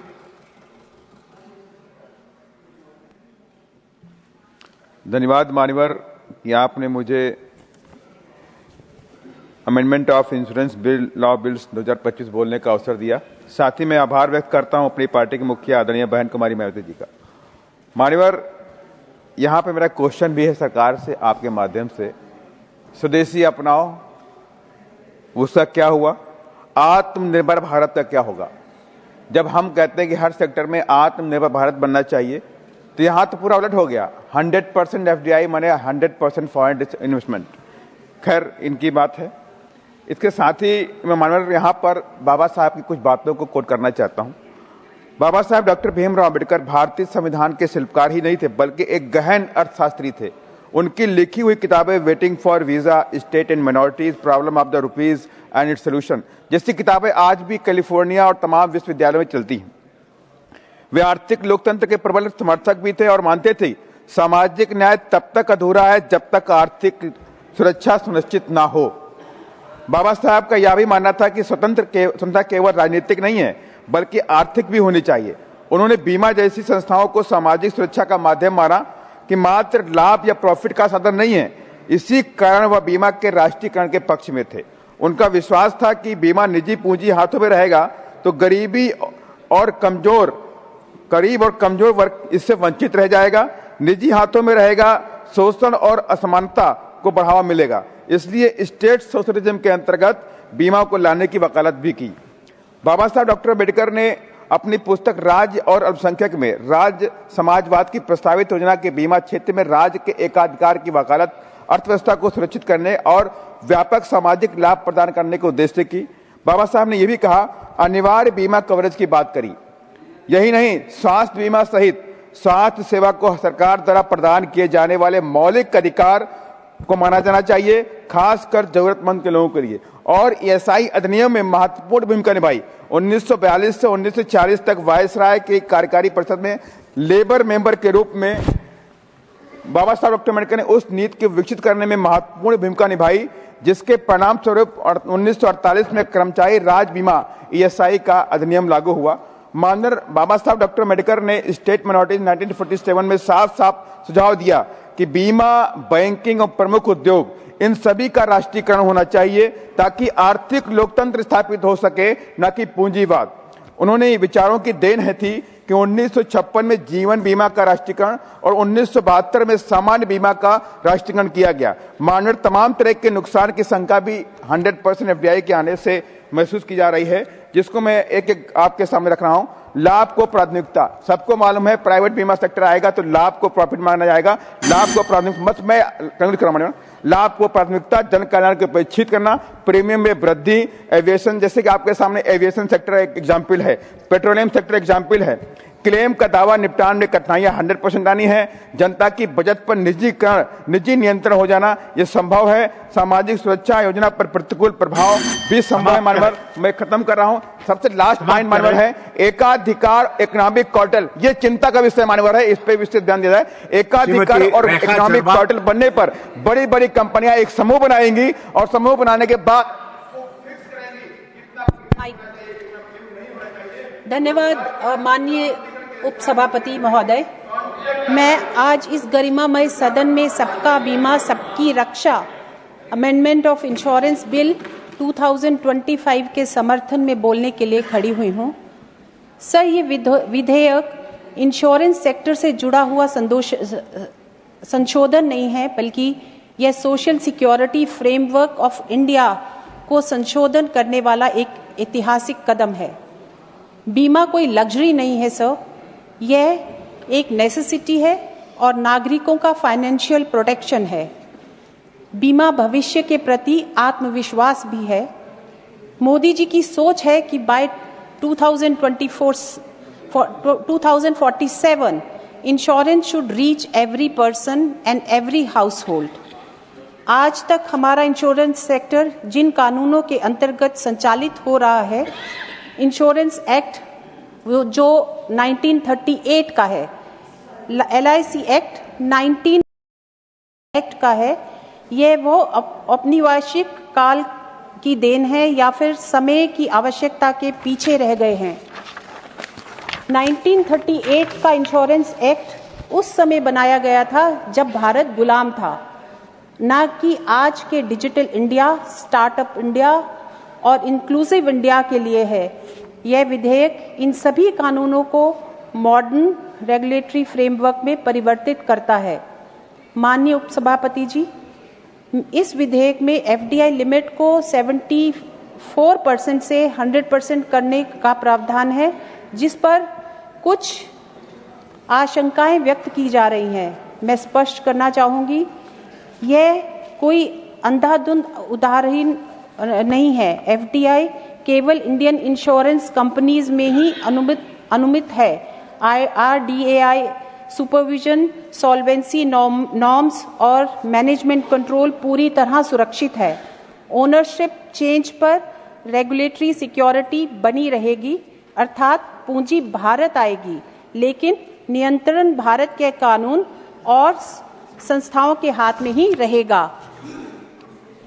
माननीय यूपीए शासन काल में इंश्योरेंस पेनिट्रेशन केवल 2.71% से 3.3% तक पहुंची।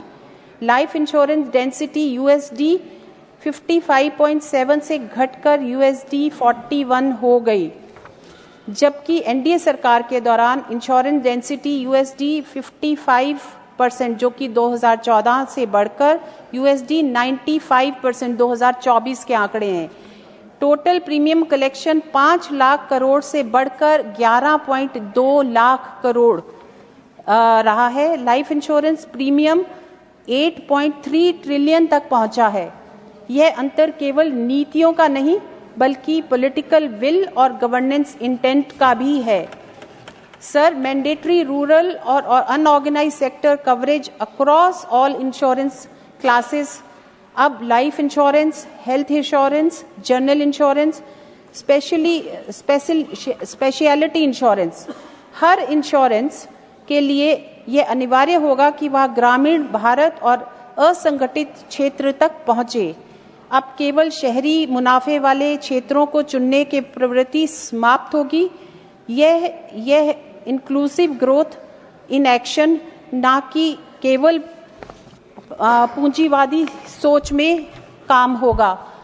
माननीय, बीते वर्षों में इंश्योरेंस सेक्टर की सबसे बड़ी कमजोरी रही है पॉलिसी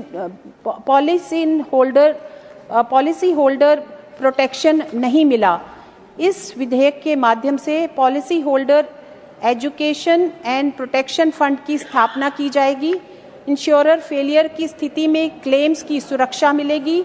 आईआरडीएआई को इनऑर्गेनाइज्ड पावर्स ठीक उसी प्रकार जैसे सेबी के पास है वैसे ही की जाएगी। अब रेगुलेटर केवल दर्शक नहीं बल्कि पॉलिसी होल्डर का संरक्षण भी होगा। सर, पहले पेनल्टीज कई बार आर्बिट्रेरी होती थी और अब पेनल्टी के लिए ऑब्जेक्टिव क्राइटेरिया होगा, एडवांस नोटिस और राइट टू फेयर हियरिंग होगा, स्पष्ट स्टैंडर्ड ऑपरेटिंग प्रोसीजर बनाए जाएंगे। माननीय, यह विधेयक इंश्योरेंस सेक्टर को पूर्णतः डिजिटल इकोसिस्टम की ओर ले जाता है। Mandatory electronic record keeping unified KYC framework में होगा, फास्टर क्लेम सेटलमेंट होगा, सिक्योर ऑडिट ट्रायल होगा। अब नागरिकों को बार बार कागजों के बोझ के नीचे दबना नहीं होगा। भारत को केवल इंश्योरेंस कंज्यूमर नहीं बनना है बल्कि ग्लोबल इंश्योरेंस हब बनना है। इसलिए फॉरेन री इंश्योरेंस के लिए नेट ओन फंड 5,000 करोड़ से घटाकर 1,000 करोड़ किया गया। डोमेस्टिक री इंश्योरेंस कैपेसिटी को बल दिया गया।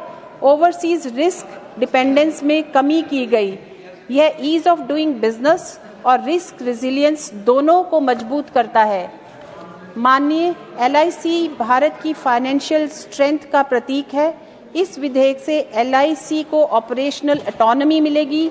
जोनल ऑफिसेज खोलने के अनावश्यक अप्रूवल को के नाम पर समय खराब नहीं किया जाएगा।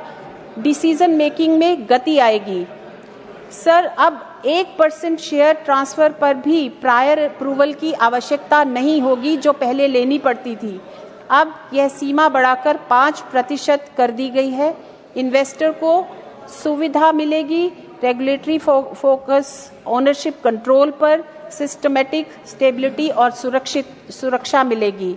सर, यह विधेयक केवल कानून से संशोधन नहीं करता बल्कि नागरिकों के भविष्य में विश्वास भी पैदा करता है। यह सुनिश्चित करता है गांव का श्रमिक भी सुरक्षित हो, असंगठित क्षेत्र का कामगार भी सुरक्षित हो, पॉलिसी होल्डर को सशक्त करता है, इन्वेस्टर को भी सशक्त करता है। मैं इस सदन में इस विधेयक को सर्वसम्मति से पारित करने की अपील करती हूं। धन्यवाद सर। धन्यवाद। श्रीमती महुआ माझी। ऑनरेबल वाइस चेयरमैन सर, आज संसद में सबका बीमा सबकी रक्षा amendment of insurance laws bill 2025 पर बहस हो रही है। झारखंड के आदिवासी समुदाय के सैकड़ों मजदूर भाई लोग बॉर्डर रोड ऑर्गेनाइजेशन BRO के तहत कॉन्ट्रैक्चुअल मजदूर के रूप में लेह लद्दाख जैसे सीमावर्ती अत्यंत दुर्गम और माइनस टेम्परेचर वाले इलाकों में सेना के लिए सड़क, पुल और पुलिया बनाने का काम करते हैं। ये मजदूर लैंड माइंस के खतरे में, माइनस टेम्परेचर में, भीषण ठंड में और लगातार एक्सीडेंट के जोखिम के बीच देश की सीमा को मजबूत करने का काम करते हैं। लेकिन माननीय महोदय, जब इन मजदूरों की दुर्घटना में मौत होती है तो न उन्हें शहीद का दर्जा मिलता है, न उनके परिवारों को कोई समुचित बीमा या एक्सीडेंटल सुरक्षा मिलती है। मैं यह सवाल पूरे सदन से पूछना चाहती हूं कि क्या देश की सुरक्षा केवल वर्दी से ही होती है या उन हाथों से भी होती है जो बर्फ में खड़े होकर सड़क बनाते हैं, सैनिकों, सैलानियों तथा स्थानीय लोगों के लिए पुल पुलिया का निर्माण करते हैं। अगर यह बिल सच में सबका बीमा सबकी रक्षा है तो BRO के इन कॉन्ट्रैक्चुअल मजदूरों को इससे बाहर रखना इस बिल की मूल भावना के साथ अन्याय है। इसलिए BRO के तहत कार्यरत सभी कॉन्ट्रैक्चुअल मजदूरों के लिए अनिवार्य सरकारी एक्सीडेंटल और लाइफ इंश्योरेंस पॉलिसी बने। मैंने एक मीटिंग में माननीय डिफेंस मिनिस्टर राजनाथ जी से मैंने बोला था ये बात पहले भी, और उन्होंने उनसे ये भी कहा था कि एक तो एक्सीडेंटल बेनिफिट मिले, इंश्योरेंस पॉलिसी हो, और साथ ही उनके लाश जब उनकी मौत होती है तो उनको ये लाश को घर वाले ले जाने के लिए परेशान हो जाते हैं, कोई उनका साथ नहीं देता। तो ऐसे में माननीय राजनाथ जी ने बाद में सेकंड मीटिंग में मुझे बताया था कि उन्होंने लाश को अपने घर ले जाने की व्यवस्था कर दी है। इसके लिए मैं उन्हें धन्यवाद देना चाहती हूँ और चाहती हूँ कि उनके लिए एक्सीडेंटल बीमा पॉलिसी भी जरूर बनाएं। माननीय सभापति महोदय, अब मैं इस बिल को झारखंड और आदिवासी दृष्टिकोण से दिखाना चाहती हूँ। मैं झारखंड से आती हूँ और झारखंड मुक्ति मोर्चा की ओर से यह गर्व से कहना चाहूंगी कि हमारी राज्य सरकार ने हमेशा गरीब, आदिवासी और मेहनतकश वर्ग को नीति के केंद्र में रखा है। कोविड जैसी अभूतपूर्व आपदा के समय माननीय मुख्यमंत्री श्री हेमंत सोरेन जी ने लेह लद्दाख में माइनस टेम्परेचर में फंसे हमारे मजदूर, झारखंड के मजदूर भाइयों को हवाई जहाज से सुरक्षित अपने राज्य में वापस लाने का काम किया। यह केवल प्रशासन नहीं था, यह संवेदनशील शासन का उदाहरण था। लेकिन दुख के साथ कहना पड़ता है कि केंद्र सरकार की नीतियों में झारखंड जैसे आदिवासी बहुल राज्यों के लिए वही संवेदनशीलता दिखाई नहीं देती। चाहे बीमा कानून हो, चाहे वंश संरक्षण से जुड़े निर्णय या श्रम से संबंधित सुधार, हर बार आदिवासी और असंगठित मजदूर नीति के हाशिए पर ढकेल दिए जाते हैं। महोदय, झारखंड सहित देश की हजारों महिलाएं, बालिग एवं नाबालिग युवतियां ट्रैफिकिंग की शिकार होती रहती हैं। विशेष परिस्थितियों में ट्रैफिकिंग एवं माइग्रेशन के शिकार बच्चों, युवतियों एवं मजदूर परिवारों की सुरक्षा के लिए भी इंश्योरेंस पॉलिसी हो। महोदय, अगर बीमा कानूनों में सुधार हो रहा है तो उसका पहला लाभ सबसे ज्यादा जोखिम उठाने वाले मजदूरों को मिलना चाहिए, न कि केवल शहरी और संगठित वर्ग को। झारखंड में सैकड़ों एकड़ जमीन में फैले परित्यक्त कोयले के खदान है जो केंद्र सरकार के अधीन है और अक्सर दुर्घटनाएं होती रहती है। परित्यक्त ओपन कास्ट माइंस में बरसाती पानी भरने से उनमें डूबकर स्थानीय युवाओं, बच्चों की मौत होती है। कोयले के बंद पड़े खदानों के नीचे लगी आग फैलने से स्थानीय लोग जमीन धंस कर भी उनकी देहांत होती है। तो ऐसे में उनके लिए बीमा पॉलिसी होनी चाहिए। माननीय महोदय, सबका विकास तब होगा जब सबकी जान की कीमत बराबर होगी। झारखंड यह स्वीकार नहीं कर सकता कि देश की सुरक्षा में योगदान देने वाले उसके मजदूर लेह लद्दाख में बिना सुरक्षा के मरते रहे। अगर सरकार सच में सबका बीमा सबकी रक्षा चाहती है तो उसे सबसे पहले हाशिए पर खड़े भारत की रक्षा करनी होगी। जय हिंद। धन्यवाद।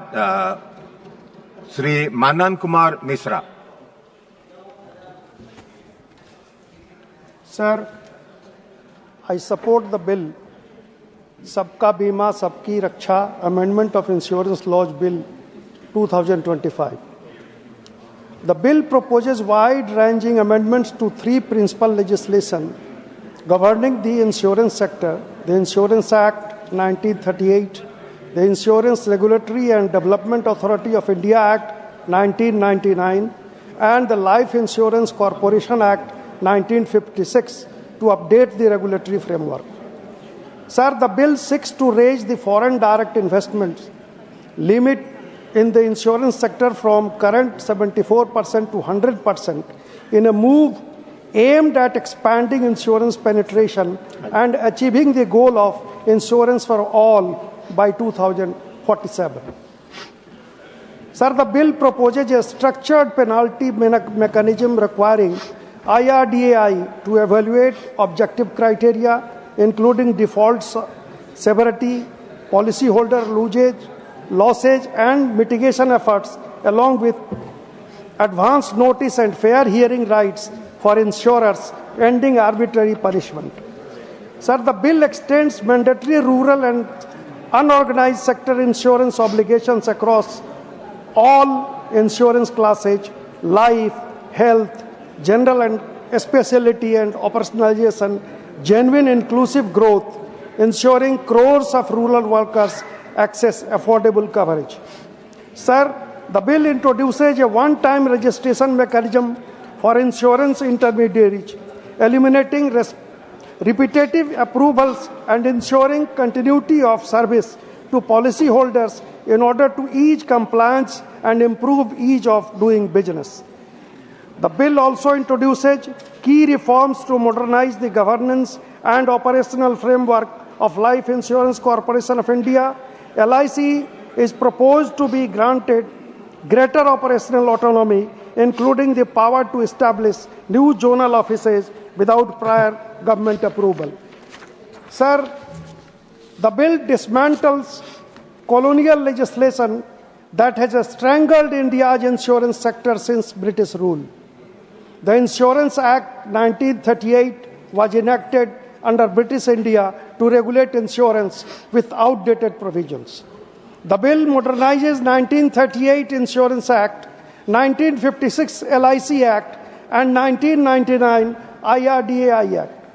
Sir, when the BJP-led NDA government came to power in 2014, the insurance sector was gasping under UPA restrictive framework with FDI capped at a meager 26%. In contrast, the Modi government has systematically liberalized the sector by increasing FDI to 49% in 2015, 74% in 2021, and now 100% in 2025. This liberalization will provide new impetus to the sector and will help the government's bold vision of insurance for all by 2047. Sir, the Modi government has enabled up to 100% foreign investment in India's insurance companies while simultaneously placing clear statutory safeguards. Sir, all insurers and reinsurers now operate under identical prudential standards, preventing regulatory arbitrage. Simultaneously, the bill prohibits officers from holding directorships across competing insurers or related financial entities, eliminating conflict of interest arrangements that compromise independent decision making. Sir, the bill modernizes policy record keeping by mandating digital storage of complete policy holder information, names, Aadhaar, PAN, dates of birth, and transaction history. It proposes that insurer must maintain concurrent record of policies and claim in electronic form, eliminating archaic paper-based system that delayed claim processing for decades. The bill also requires the insurer to maintain a strict confidentiality of the information supplied by the policyholder. The bill further establishes unified KYC standard across regulated entities, preventing duplicate documentation that burdens customers. Once the KYC is proposed by any regulated authority, insurers can use it across functions without redundant verification. Sir, the life insurance density collapsed from 55.7 US dollar in 2010 to 41 USD dollar in 2014. Under the NDA government, insurance density surged from 55 USD dollar in 2014 to 95 USD dollar in 2024. while total premium collections jumped from 5 lakh crores to over 11.2 lakh crore. The life insurance premiums alone reached 8.3 trillion by financial year 2024.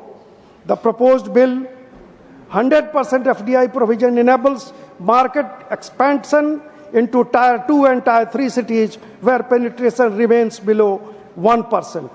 Sir, the bill is a natural expansion of BJP government's commitment to universal social security and insurance for all by 2047.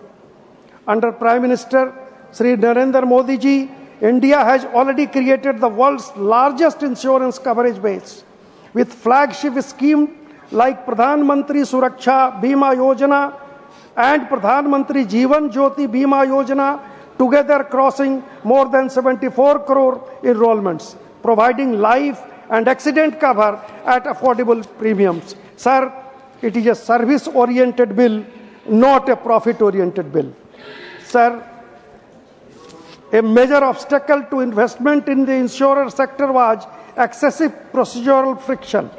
Even minor share transfers required regulatory approval, which slowed capital inflow, restructuring, and investor exits. The NDA government has addressed this by raising the approval threshold for share transfer from 1% to 5%, significantly reducing unnecessary compliance. At the same time, full regulatory oversight is retained for transactions that impact ownership or control, ensuring transparency and policyholder protection. This reform improves investor confidence while preserving systematic stability. It reflects the NDA government's clear belief that ease of doing business and a strong regulation must go hand in hand. Sir, for decades, LIC operated under the outdated statutory framework where even routine administrative decisions required layers of approvals, slowing response time and affecting efficiency. The amendment to LIC Act addresses this structural rigidity by allowing greater operational autonomy in matters such as opening offices, managing branches, and internal administration while retaining strategic oversight with the government. Sir, the bill facilitates entry for foreign reinsurers by reducing net owned ends requirement from 5,000 crore to 1,000 crore. This change reflects the NDA government's push for ease of doing business by liberating our institutions while protecting national interests. Sir, the bill significantly enhances the Insurance Regulatory and Development Authority of India's power to protect policyholders. The proposed bill is granting IRDAI disgorgement powers to recover wrongful gains, bringing it at par with SEBI. Further, it also introduces a policyholders' education and protection fund to safeguard consumers' interest. The bill mandates formal standard operating procedure for regulation making and clear criteria for penalties, ensuring transparency and predictability. Sir, due to the aforementioned reasons, I support Sabka Bima Sabki Raksha Amendment Bill 2025. बीमा क्षेत्र को समयानुकूल सुदृढ़ बनाने हेतु यह एक काफी अच्छी पहल है सरकार की। मैं इसका पूर्ण समर्थन करता हूं। धन्यवाद। धन्यवाद। Announcement regarding PXC. I have to inform members that the Business Advisory Committee, in its meeting held on the 17th of December 2025, has allotted time for government legislative business as follows. Business, consideration passing the Sustainable Harnessing and Advancement of Nuclear Energy for Transforming India Bill 2025 after it is passed by Lok Sabha, 5 hours. Number 2, the committee also recommended that the lunch hour may be dispensed with to enable wider participation of members. Next, माननीय सदस्य Harris Biren. 3 minutes. Thank you, Vice Chairman, sir. Sir, this bill aims to amend 3 major laws: the Insurance Act, the LIC Act, and the IRD Act. Sir, the government presents it as a modernization effect to achieve insurance for all by 2047 and ease business compliance. But in reality, sir, it acts as a threat to the state rights, social security, and judicial accountability. Sir, we all know the general policy of the government is either monopoly or duopoly to various sectors. I don't have to name the sectors, sir. For example, the aviation sector, or the telecom sector, or the petroleum sector, sir. Now, the aim over here is to have a cartelization of foreign insurance companies, so that insurance itself becomes a problematic effort for the normal human being over here. Now, sir, this particular bill is a threat to federalism. It redefines insurance cooperative societies. Now, this includes the societies registered under the state laws also. This actually contradicts various Supreme Court judgments. Cooperative societies are in list 2, so there cannot be any legislation as far as cooperative societies is concerned. Now, sir, there is a problem with 100% of FDI over here. It raises the limit for foreign investment, removing the need for Indian partnership. Sir, they say the CEO has to be an Indian, but even if a CEO is required to be an Indian, real control will shift to foreign parent companies. Now, the problem over here, sir, is that it actually eliminates affirmative action. Like public sector companies like the LIC, they are constitutionally required to reserve jobs for SCs, STs, and OBCs. Now, sir, private companies with 100% foreign ownership have no such obligation. As the market shifts towards these private players, sir, the availability of reserved jobs in the financial sector will shrink, and hiring practices may exclude marginalized candidates who lack specific soft skills. So this is a major concern. Now, there is another concern about judicial bar. Clause 14D3 of this bill forbids any court or authority from compelling an insurer or the regulator to produce or inspect specific statement and policy information. Now, sir, this removes the judicial review aspect, sir, meaning a policy holder cannot force an insurer to reveal the evidence used to reject their claim. Now, where will the insurance go, sir? So there is a complete bar over there. There is a complete lack of transparency over there, sir. Now, sir, as far as the issue about the mandatory surveillance is concerned, sir, the bill actually hides the insurer data from the courts. That is also a big cause of concern. There is a lack of transparency, sir. Now, Clause 14B also empowers the regulator to demand any data on policyholders from insurers, overriding banking secrecy and privacy laws. This creates a centralized database of citizen financial and health data without judicial oversight. Now, sir, I have 5 recommendations, sir. Just 5 recommendations, sir. One is exempt the state-registered cooperative societies from the definition of insurer to protect federalism. 2, I'm just concluding, sir. Introduce a golden share. Sir, just 30 seconds, sir. 30 seconds. Introduce a golden share of the government in 100% FDI norms to veto capital flight. Mandate affirmative action for reservation for foreign insurers. Insert a specific clause prohibiting algorithmic discrimination based on religion, caste, or location. Delete 14D3 to restore the power of courts to renewed evidence. Sir, the progress.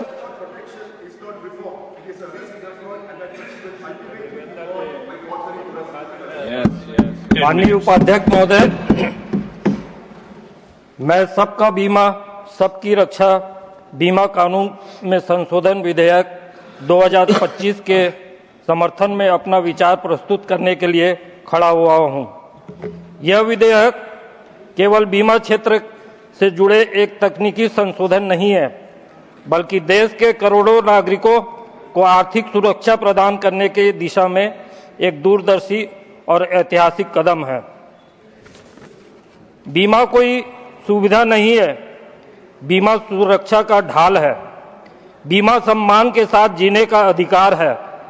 लेकिन सच्चाई ये है कि आज भी देश का एक बड़ा वर्ग किसान, मजदूर, रेहड़ी पटरी वाले, असंगठित क्षेत्र के श्रमिक, अनुसूचित जाति, अनुसूचित जनजाति, पिछड़े वर्ग के लोगों को बीमा सुरक्षा से बाहर हैं और इसी असमानता को खत्म करने के लिए हम बीमा विधेयक में ऐतिहासिक बदलाव ला रहे हैं।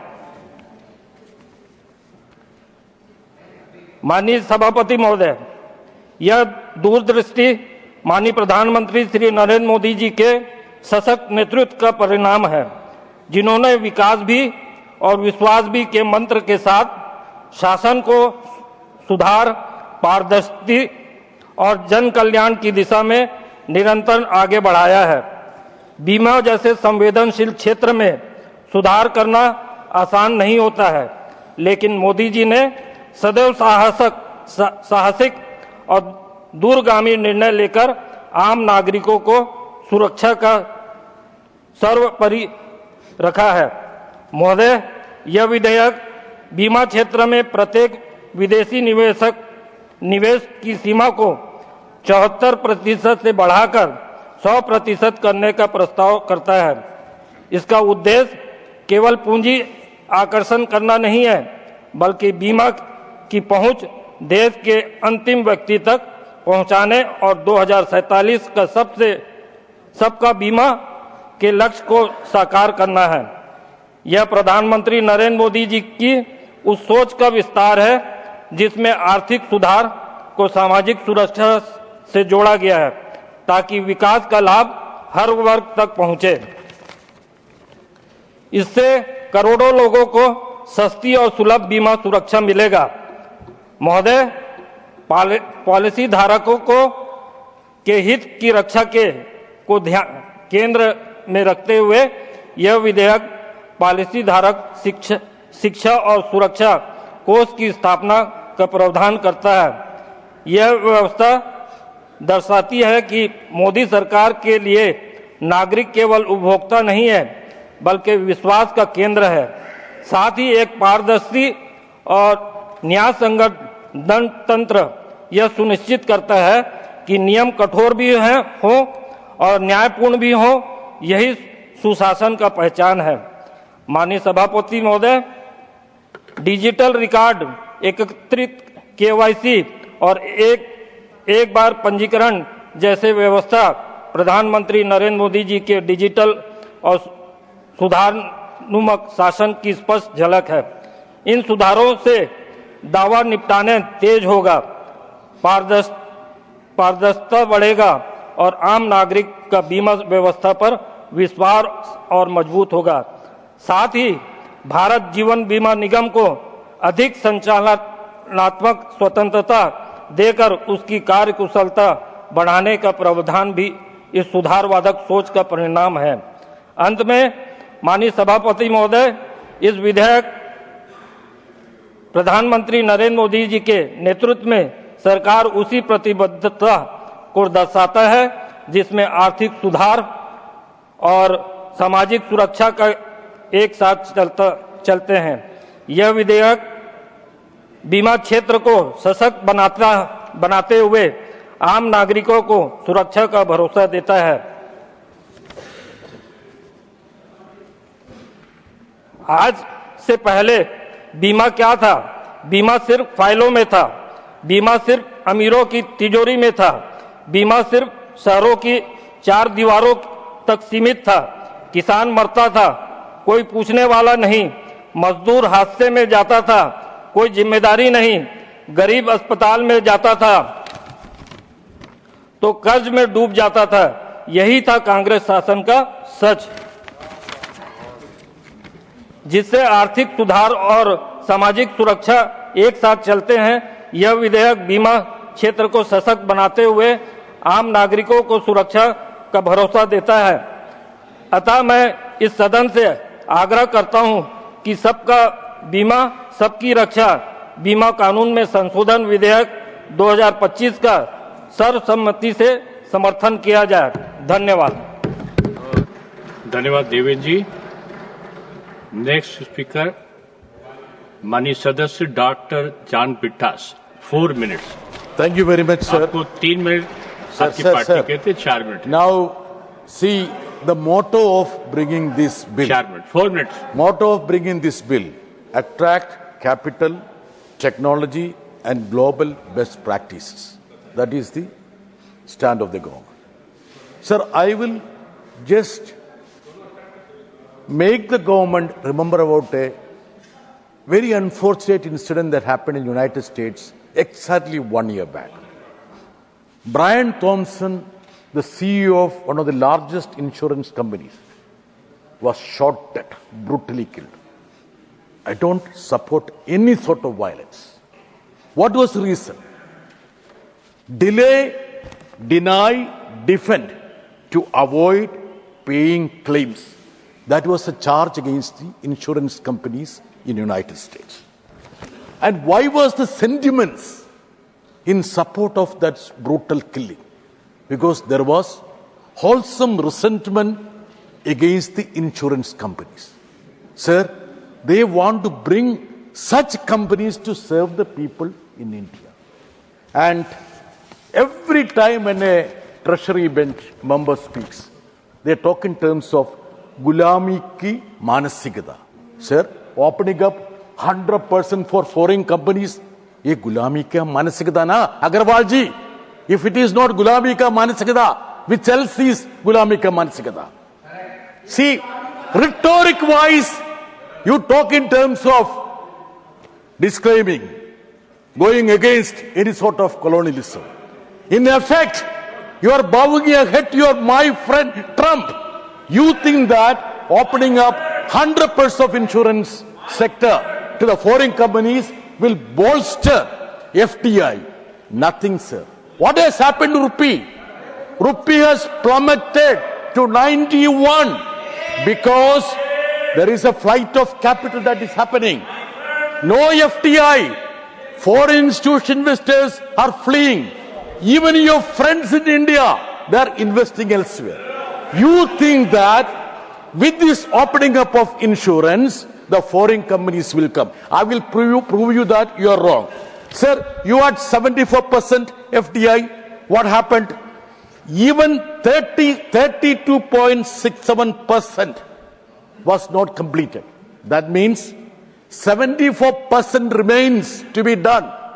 Many of the foreign companies, I am telling you, 9 foreign companies exited. Arun Singh ji, you are very vocal. Don't you know that altogether 9 foreign insurers had already exited Indian insurance market, leaving the policy holders in contrary? And what will happen? Suppose if you have 100% FDI, it will be disastrous impact on the domestic companies having substantial FDI.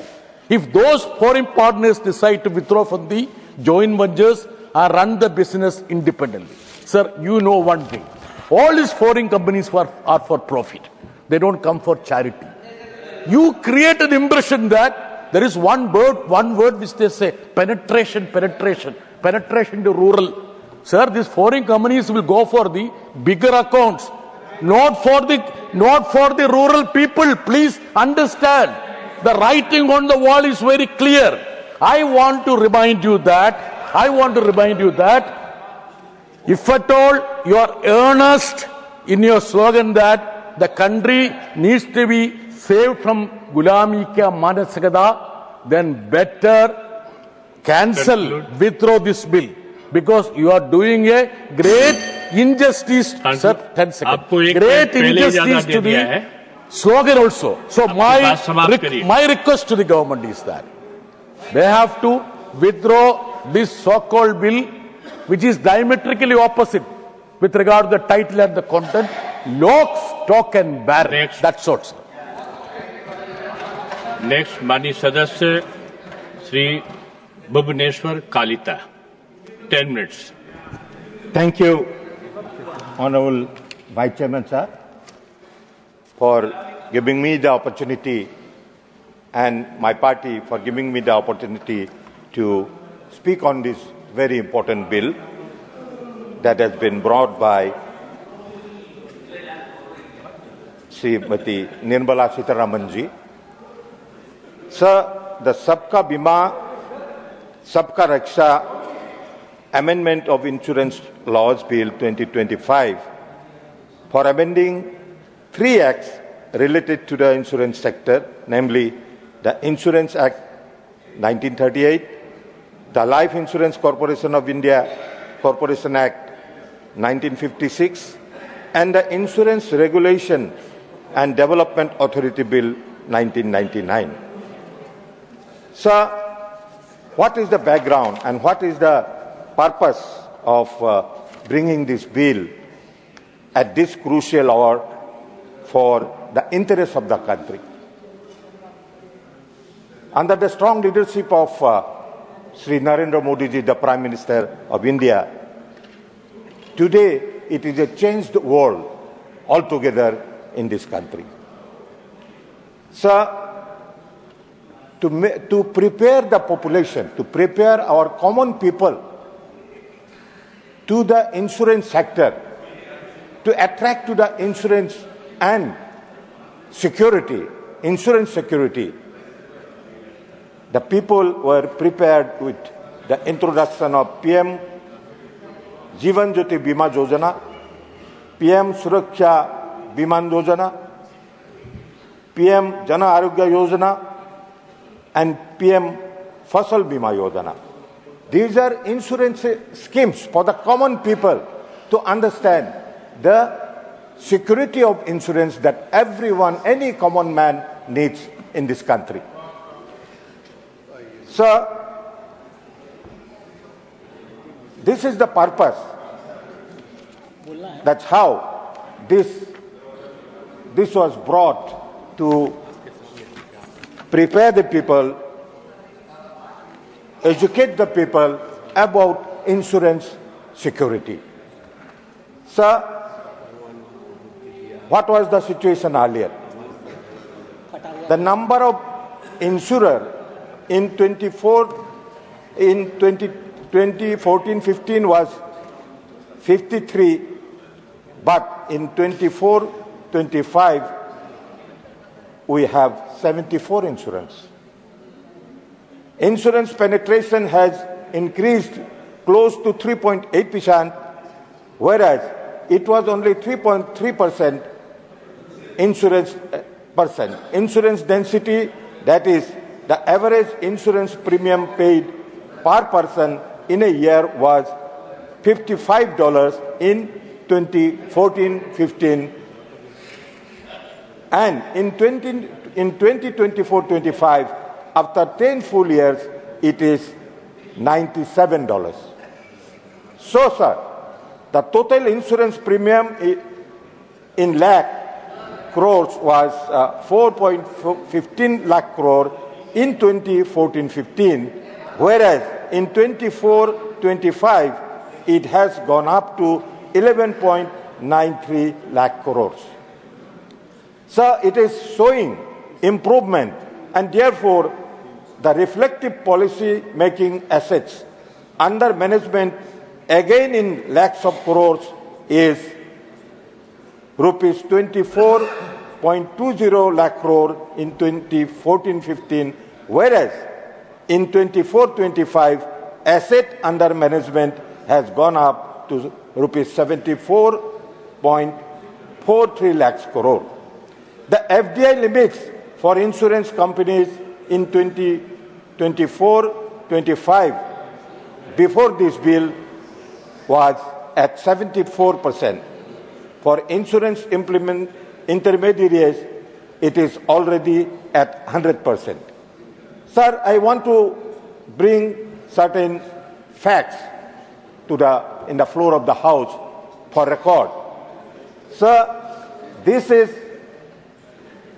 what was the insurance FDI during the UPA regime. Yes, the FDI capped at meager 26%, and in contrast, the NDA government has systematically liberalized the sector by increasing FDI to 49% in 2015, 74% in 2021, and now to 100% in 2025.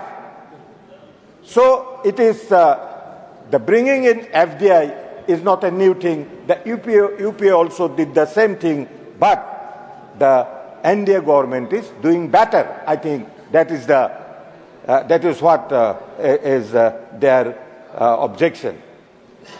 Because our aim is Vikasit Bharat, developed nation, by 2047. So by 2047, insurance for all Insurance for all by 2047 is the aim of this government as a developed nation, to become a developed nation. Sir, liberalizing India's insurance sector is the necessity. It is the necessity of the day. It is the necessity for the progress of the country. Sir, if we go to more detail, the mandatory rural and unorganized sector expansion is one of the very important points in one of the very important sector, because the rural and unorganized sector are left out. So, the bill extends mandatory rural insurance obligations across all insurance classes like health, general, and specialty insurance. So, the third thing that I want to mention here, which the UPA government, it is a reversal of the UPA government stagnation with miserable growth. Between 2001 and 2014, under UPA governance, insurance penetration crawled from 2.71% to just 3.3%.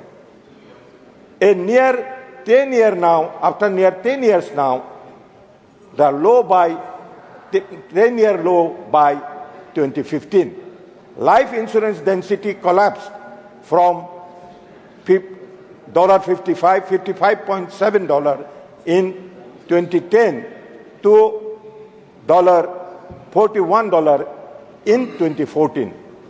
Under the NDA, insurance density charged from $55 in 2014 to $95 in 2024. Sir, my friend in the opposition, they have some complaint, they have some objection that our economy should serve as a welfare economy, a supportive economy. But one thing they did not take into consideration is reversing UPA's stagnation with miserable growth is the purpose.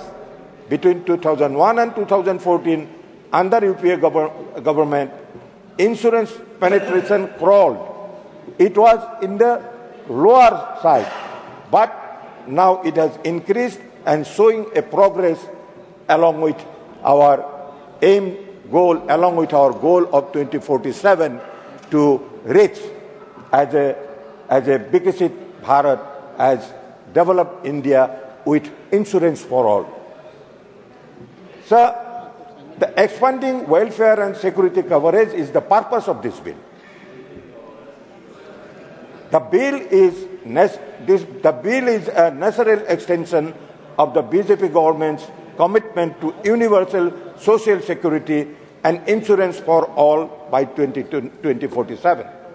Under Prime Minister Sri Narendra Modi ji, India has already created the world's largest insurance coverage base with flagship schemes like Pradhan Mantri Suraksha Bima Yojana and Pradhan Mantri Jivan Jyoti Bima Yojana together, crossing more than 74 crore enrollments, providing life and accident coverage at affordable premiums.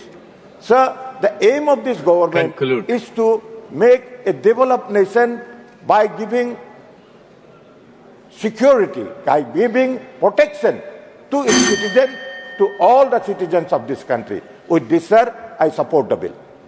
बहुत धन्यवाद माननीय Bhubaneswar Kalita जी। Next माननीय सदस्य Shrimati Sangeeta Yadav ji, 5 minutes.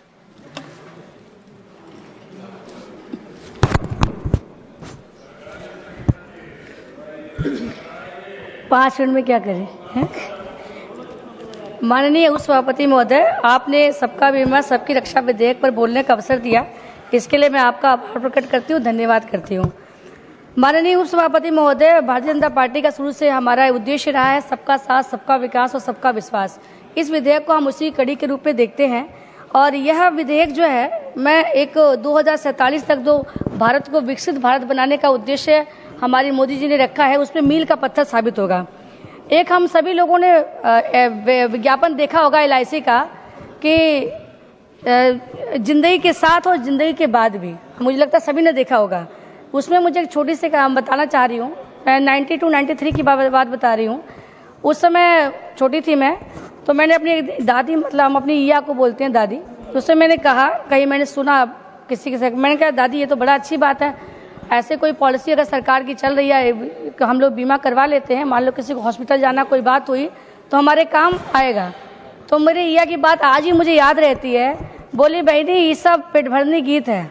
Bhojpuri में कहने का मतलब ये है कि ये चोंचली जो है ये आम आदमी का नहीं है, अमीर आदमी का है। ये आज तक भी चल रहा था, 2014 तक। ये आज भी जो बीमा कराना था ये शहरी और संपन्न वर्ग के लिए था, महंगा और जटिल कार्य था। तो इसके लिए मैं आपके माध्यम से अपनी सरकार को बहुत बहुत आभार प्रकट करती हूँ, धन्यवाद करती हूँ कि उन्होंने आम जनता के लिए भी बीमा के रास्ते खोले। माननीय उपसभापति महोदय, देखिए ये कोई अचानक में नहीं हुई है, ये 2014 से लगातार पहल जारी है। इसमें मैं उसमें विधायक नहीं थी जब ये प्रधानमंत्री जीवन ज्योति बीमा योजना शुरू हुआ, प्रधानमंत्री सुरक्षा बीमा योजना शुरू हुआ, प्रधानमंत्री जनधन योजना शुरू हुआ। हम लोग गांव-गांव कैंप लगाते थे, तो 12 रुपए में केवल, उसके आंकड़े हमारे एक माननीय सांसद अरुण सिंह भाई साहब बता चुके हैं, तो मैं उसको रिपीट नहीं करूंगी, लेकिन मात्र 12 रुपए में पूरे साल का बीमा कोई मानता ही नहीं था, कोई नहीं मानता था। गांव-गांव कैंप लगा के चौराहे पे हम लोग को बताना पड़ता था कि एक चाय का कप और एक समोसे की कीमत के बराबर आपको साल भर का प्रीमियम होगा। बहुत बड़ी संख्या में लोगों ने कराया, तो इसकी शुरुआत तो तभी हो चुकी थी। 330 रुपए में 50 साल की उम्र तक की जीवन ज्योति बीमा योजना के प्रारंभ किया गया था। फसल बीमा के माध्यम से लोगों को लगातार फसलों का भी दायरा बढ़ाया गया है। और माननीय उपसभापति, मैं आपको बताऊं, जनधन खाता जो खुलता है उसमें भी 2 लाख का बीमा था। अब ऐसा किसी के घर में ना हो, लेकिन मैं आपको अपना अनुभव बता रही हूँ। जब हम लोग विधायक हो गए और किसी के यहाँ कुछ ऐसी घटना दुर्घटना में जाते थे, तो पहले दिमाग में यही आता था, अरे वो प्रधानमंत्री सुरक्षा बीमा योजना या जनधन में योजना में किसी ने कुछ पॉलिसी ले तो नहीं रखी है, इसका खाता चेक करवा लेते हैं ताकि परिवार को कुछ मिल सके।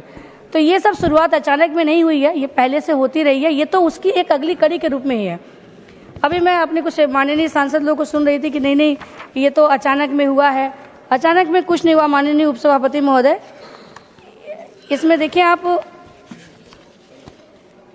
इसमें जो FDI में हमने किया है,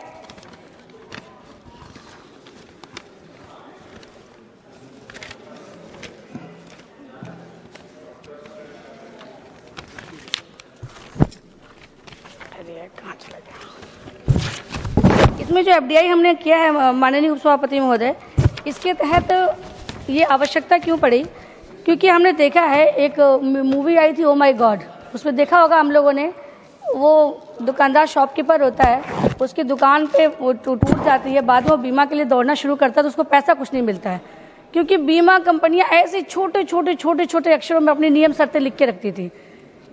तो ये सब खुशी से बचाव के लिए किया गया है। दूसरा एक ये भी देखिए आप, एक मैं आंकड़ा आपको बताना चाहूंगी कि भारतीय बीमा ब्रोकर संघ के आंकड़े के अनुसार 15 बीमा कंपनियों में से केवल 10 ने ही 80% से कम क्लेम राशि का भुगतान किया है। तो ये सब उससे बचाएगा लोगों को, इसके लिए इस विधेयक को लेके आए हैं। और आज जबकि भारत विश्व की तीसरी आर्थिक अर्थव्यवस्था बनने जा रहा है, उस समय जब हमारी स्टार्टअप संस्कृति बढ़ रही है, डिजिटल अर्थव्यवस्था हो रही है, जलवायु में भी परिवर्तन निरंतर हम लोगों को देखने को मिल रहा है, ऐसे में आधुनिक, पारदर्शी और निवेश अनुकूल कानूनी ढांचे की आवश्यकता है जो बीमा कवरेज को विस्तार को बढ़ाए। इसीलिए माननीय उपसभापति महोदय, मैं सिर्फ इसके लाभ बता के, समय की सीमा को ध्यान रखते इसके लाभ बता के अपनी बात खत्म करूंगी कि पहले अभी जो हमारा बीमा का जो परसेंटेज हमारा है, अब तक पूरे विश्व में केवल GDP का 3.7% है, जबकि वैश्विक स्तर पे है ये 7%। अमेरिकी डॉलर में देखा जाए तो मैं बस 2 मिनट लूंगी। और माननीय सभापति, देखिए लाभ तो बहुत सारे हैं, लेकिन कुछ लाभों को मैं जरूर गिना दे रही हूँ।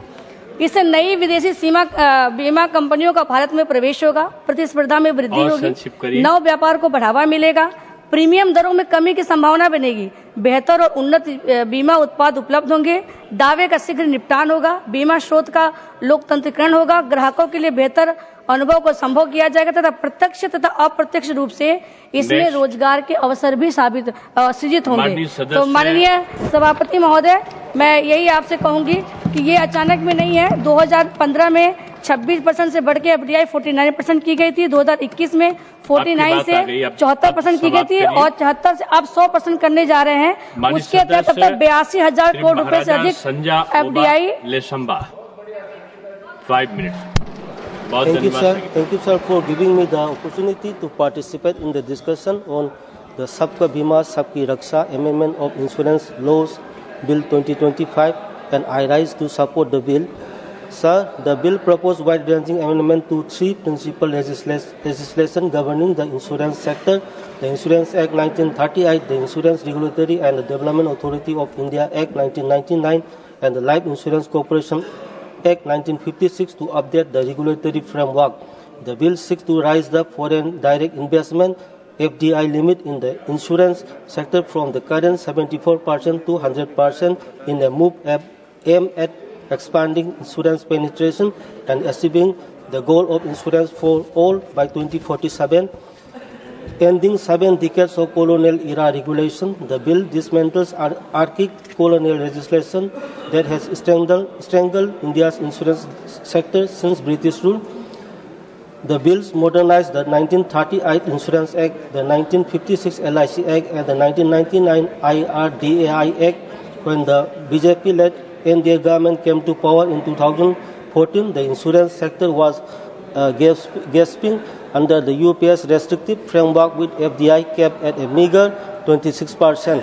In contrast, the NDA government has systematically liberalized the sector by increasing FDI to 49% in 2015, 74% in 2021, and now to 100% in 2025.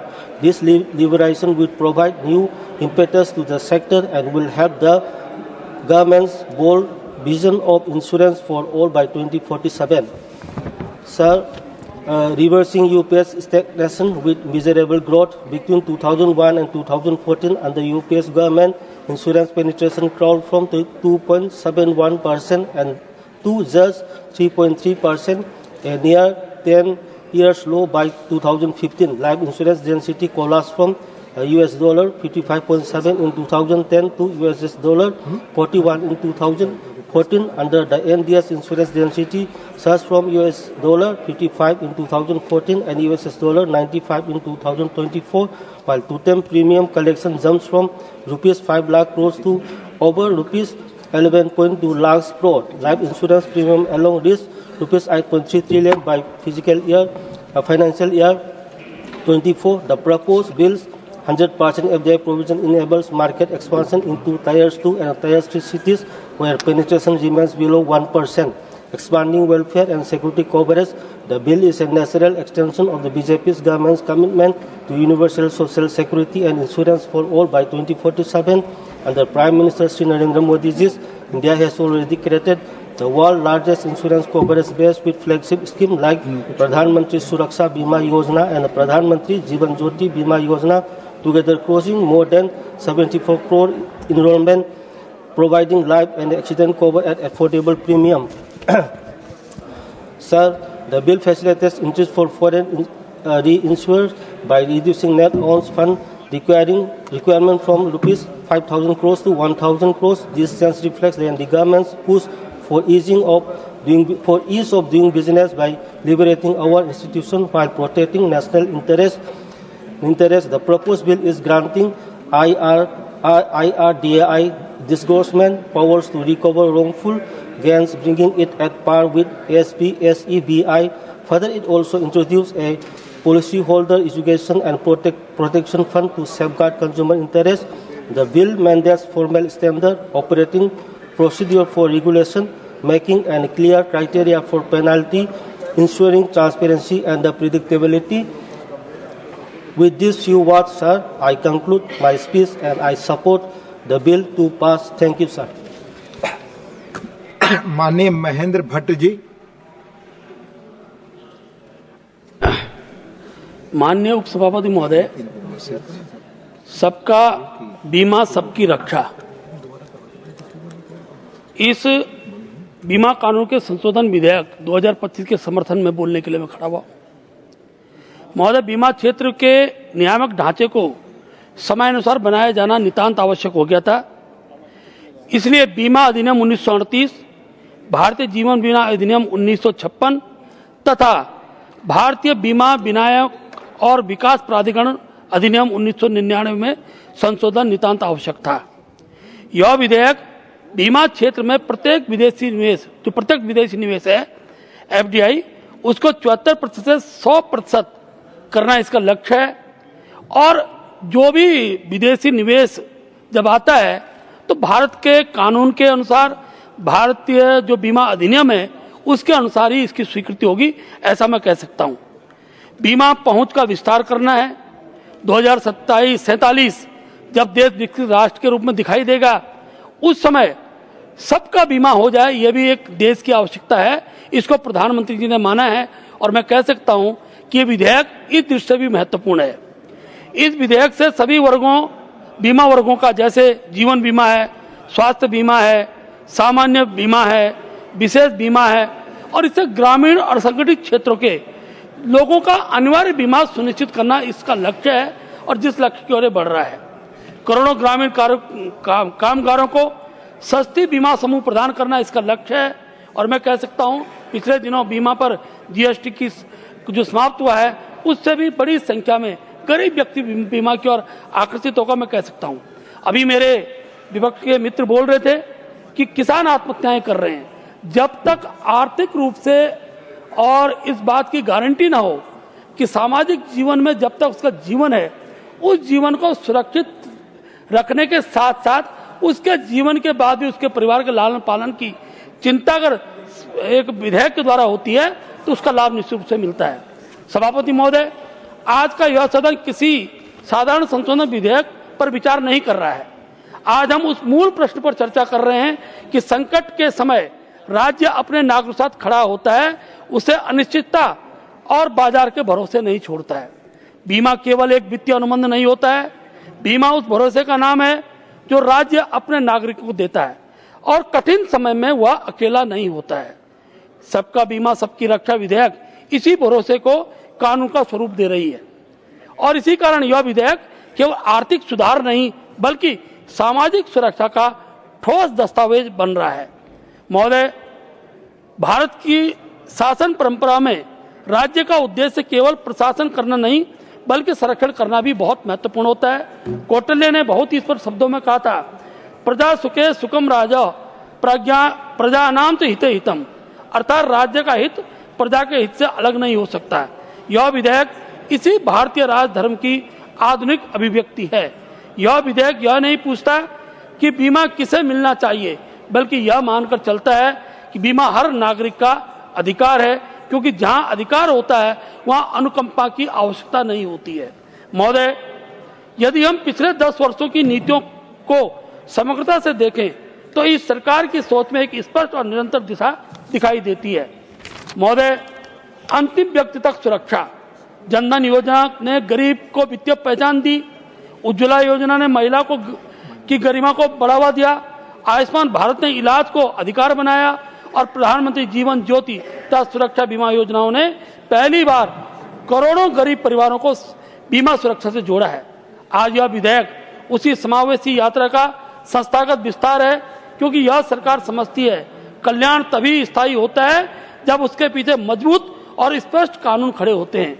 Pandit Deendayal Upadhyay ji ने कहा था, समाज के अंतिम व्यक्ति का उत्थान ही सच्चे राष्ट्र के निर्माण का आधार होता है और यह विधेयक उसी विचार को व्यवहार के रूप में उतारता है। महोदय, बीमा सुधार को केवल आर्थिक सुधार के रूप में देखना इस विधेयक की आत्मा को समझने में कमी होगा। बीमा वास्तव में सामाजिक स्थिरता का आधार होता है। जब किसान की फसल नष्ट होती है, जब श्रमिक दुर्घटना का शिकार होता है या जब किसी परिवार का इलाज का परिवार पर भारी बोझ टूट पड़ता है, तब बीमा केवल धन का भुगतान नहीं करता, तब वह पूरे परिवार को टूटने से बचाता है। मैं स्पष्ट रूप से कहना चाहता हूं, गरीब अक्सर आय की कमी से गरीब नहीं होता है, बल्कि सुरक्षा के अभाव में के कारण गरीब कहलाता है। और यह विधेयक उसी अभाव को समाप्त करने की दिशा में एक निर्णायक कदम है। माननीय उपसभापति महोदय, इस विधेयक की सबसे महत्वपूर्ण विशेषता यह है कि यह बाजार को अवसर देता है, लेकिन नागरिक सुरक्षा को नहीं छोड़ता है।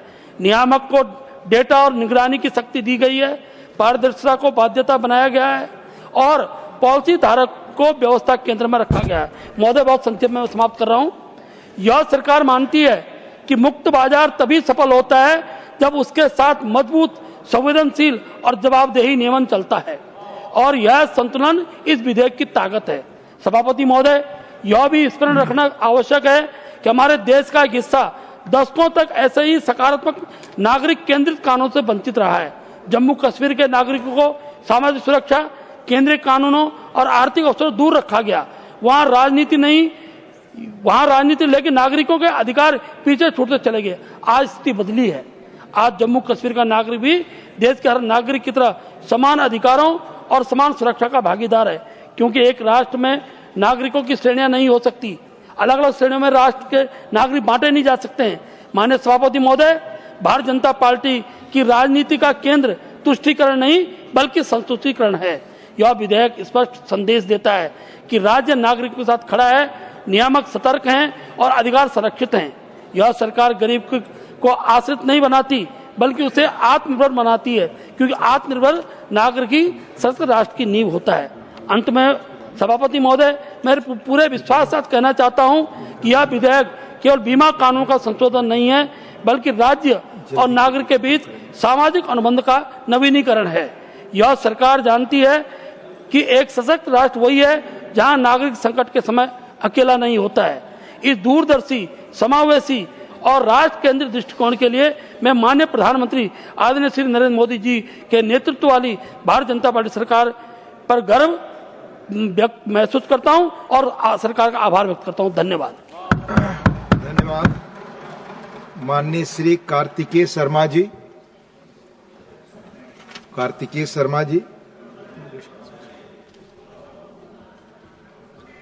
Not present.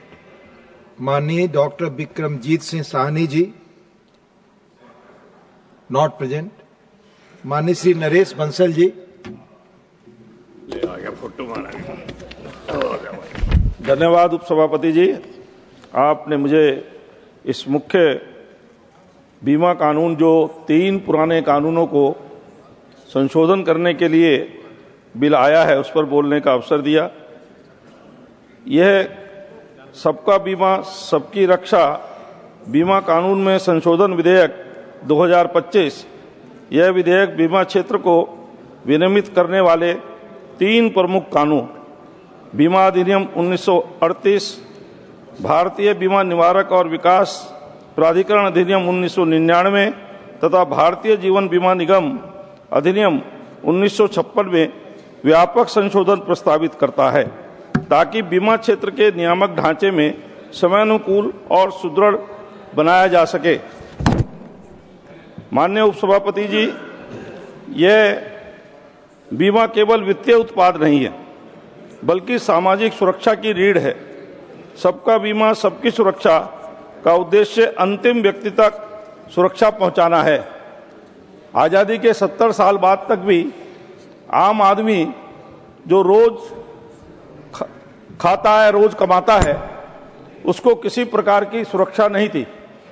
वो सुबह घर से निकलता था, कोई दुर्घटना हो जाए तो उसका परिवार चौराहे पर आ जाता था, उसकी बेटी की शादी रुक जाती थी, उसके बेटे का विवाह रुक जाता, पढ़ाई रुक जाती थी। पहली बार नरेंद्र मोदी जी के नेतृत्व में 12 रुपए में कैंप लगा करके 2 लाख रुपए का इंश्योरेंस आम आदमी को मिला। इसी प्रकार से 330 रुपए में अटल बीमा, जीवन ज्योति बीमा में आम आदमी को 2 लाख रुपए का इंश्योरेंस मिला। जनधन के खातों में भी आदमी को इंश्योरेंस मिला। ये तीनों इंश्योरेंस मिलाकर के 5-6 लाख रुपए का जीवन बीमा आम आदमी को मिला। कोई दुर्घटना हो जाए तो आदमी को तो वापस नहीं लाया जा सकता, पर उसका परिवार ये चौराहे पर नहीं आएगा, ये गारंटी मोदी जी के नेतृत्व में इस सरकार ने दी। माननीय महोदय, भारत में बीमा की जो वर्तमान स्थिति है, भारत में बीमा लगभग 4% पॉपुलेशन के पास है। विकसित देशों में यह 7% से 10% तक है। भारत की 60% से अधिक आबादी आज भी पर्याप्त बीमा सुरक्षा से बाहर है। स्वास्थ्य के खर्च पर 55% आज भी आउट ऑफ पॉकेट है। ग्रामीण क्षेत्रों में बीमा कवरेज शहरी भारत से आधा है। यह स्पष्ट करता है कि मौजूदा ढांचे में सुधार आवश्यक था।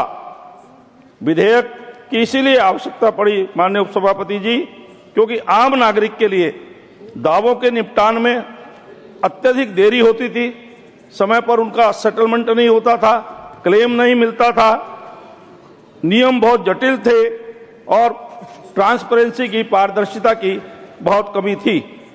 इसीलिए और इसमें निवेश की आवश्यकता थी। जो एफडीआई लाने की बात हुई है, जब आम आदमी तक बीमा पहुंचाना है तो उसको करने वाली एजेंसीज भी चाहिए, फर्में भी चाहिए, उसमें इन्वेस्टमेंट भी चाहिए। तो उस निवेश की कमी को दूर करने के लिए और नए नए उत्पाद आए, नए नए प्रकार के इंश्योरेंस मिलें लोगों को। आज हर क्षेत्र में इंश्योरेंस मिल रहा है, क्योंकि 2047 का जो विकसित भारत होगा उसमें हर आदमी को हर प्रकार का बीमा उपलब्ध हो, उसकी ओर ये कदम है, उसका एक ये रोड मैप है। और नई जो टेक्नोलॉजी है उसका उपयोग करके सेटलमेंट्स को शीघ्रतः शीघ्र किया जा सके, जिससे मामले लटकाए ना जाएं। यह विधेयक इन तीनों समस्याओं का समाधान करता है। माननीय उपसभापति जी, सबका बीमा अंतिम व्यक्ति तक सुरक्षा, जीवन, स्वास्थ्य, यात्रा और दुर्घटना बीमा की ये स्पष्ट परिभाषा है। असंगठित क्षेत्र के किसानों, श्रमिकों को लाभ इससे मिलेगा, क्योंकि प्रधानमंत्री फसल बीमा योजना के अंतर्गत निरंतर किसानों का प्रतिभाग उसमें बढ़ता जा रहा है। प्रीमियम में कमी की गई है और उनको उसका लाभ मिल रहा है। संशोधन करके उसमें भी इतनी व्यवस्था की गई है कि पहले पूरा गांव में कोई आपदा होती थी तो लाभ मिलता था, फिर वो तहसील स्तर पर आया, अब तो वो खेत के स्तर तक चला गया है। इसलिए प्रत्येक चीज में सरलीकरण हो रहा है। उपभोक्ताओं को संरक्षण देने के लिए भी मजबूत पॉलिसी और दावों का डिजिटल रिकॉर्ड ये अनिवार्य था। केवाईसी, डेटा सुरक्षा और गोपनीयता के सख्त प्रावधान इसमें किए गए हैं। फर्जी बीमा कंपनियों पर रोक लगी है। इससे निवेश और रोजगार बढ़ेगा, बीमा क्षेत्र में पूंजी प्रवाह बढ़ेगा, हजारों नए रोजगार, agent, IT surveyor, health sector, startup और इंश्योरटेक को बढ़ावा मिलेगा। माननीय उपसभापति जी, IRDAI को इसमें सशक्त बनाया गया है, निगरानी मजबूत रहेगी, उपभोक्ता शिकायतों पर तुरंत कार्रवाई होगी, दंड और नियंत्रण के स्पष्ट अधिकार होंगे। एफडीआई जहां 26% से 49% 2015 में हुई और 2021 में उसको 76% किया गया, अब 100% किया गया, लेकिन उस पर अधिकार और नियंत्रण ये भारतीय का ही रहेगा। कंपनियों में प्रेसिडेंट, CEO या मैनेजिंग डायरेक्टर ये कोई भी एक भारतीय होगा। नियम कानून भारत के लगेंगे। विदेशी कंपनियों का इन्वेस्टमेंट आएगा, हमको उसका लाभ मिलेगा, विस्तार होगा बीमा क्षेत्र का, नए नए उत्पाद उपभोक्ताओं को मिलेंगे, लेकिन नियंत्रण और कानून ये हमारे ही लागू होंगे। ये विधेयक माननीय सभापति जी, इससे जो क्लेम है, दावा है, वो भी समय पर मिलेगा। इस विधेयक में उपभोक्ता सुरक्षा को प्राथमिकता दी गई है। मैं कंक्लूड कर रहा हूं। माननीय उपसभापति जी, पहली बार में कानून में डेटा गोपनीयता और दंडात्मक प्रावधान जोड़े गए हैं। यह डिजिटल इंडिया के अनुरूप हैं। ग्रामीण भारत को इससे बहुत लाभ मिलेगा। ग्रामीण भारत में बीमा पहुंच दोगुनी करने का रोडमैप इस विधेयक में है। सहकारी और स्थानीय मॉडल को बढ़ावा दिया गया है। अतः मैं इस बिल का पुरजोर समर्थन करते हुए अपील करता हूं कि इसको पास किया जाए। माननीय श्रीमती निर्मला सीतारमन जी to reply the discussion.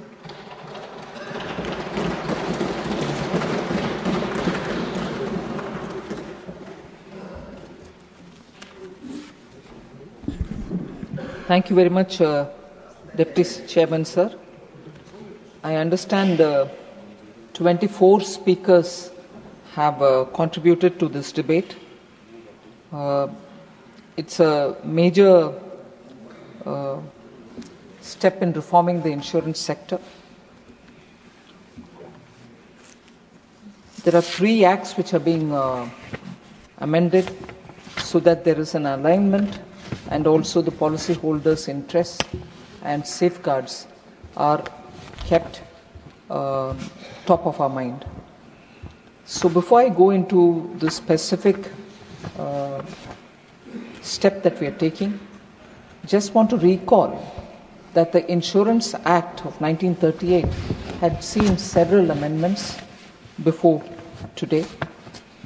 12 times before 2015, I could say before 2014, the Act has been amended, but inclusive of the last amendment, if we look at the major milestones which are important for us to recall, I find in 1939 itself, early amendments were brought in just so that it is consistent.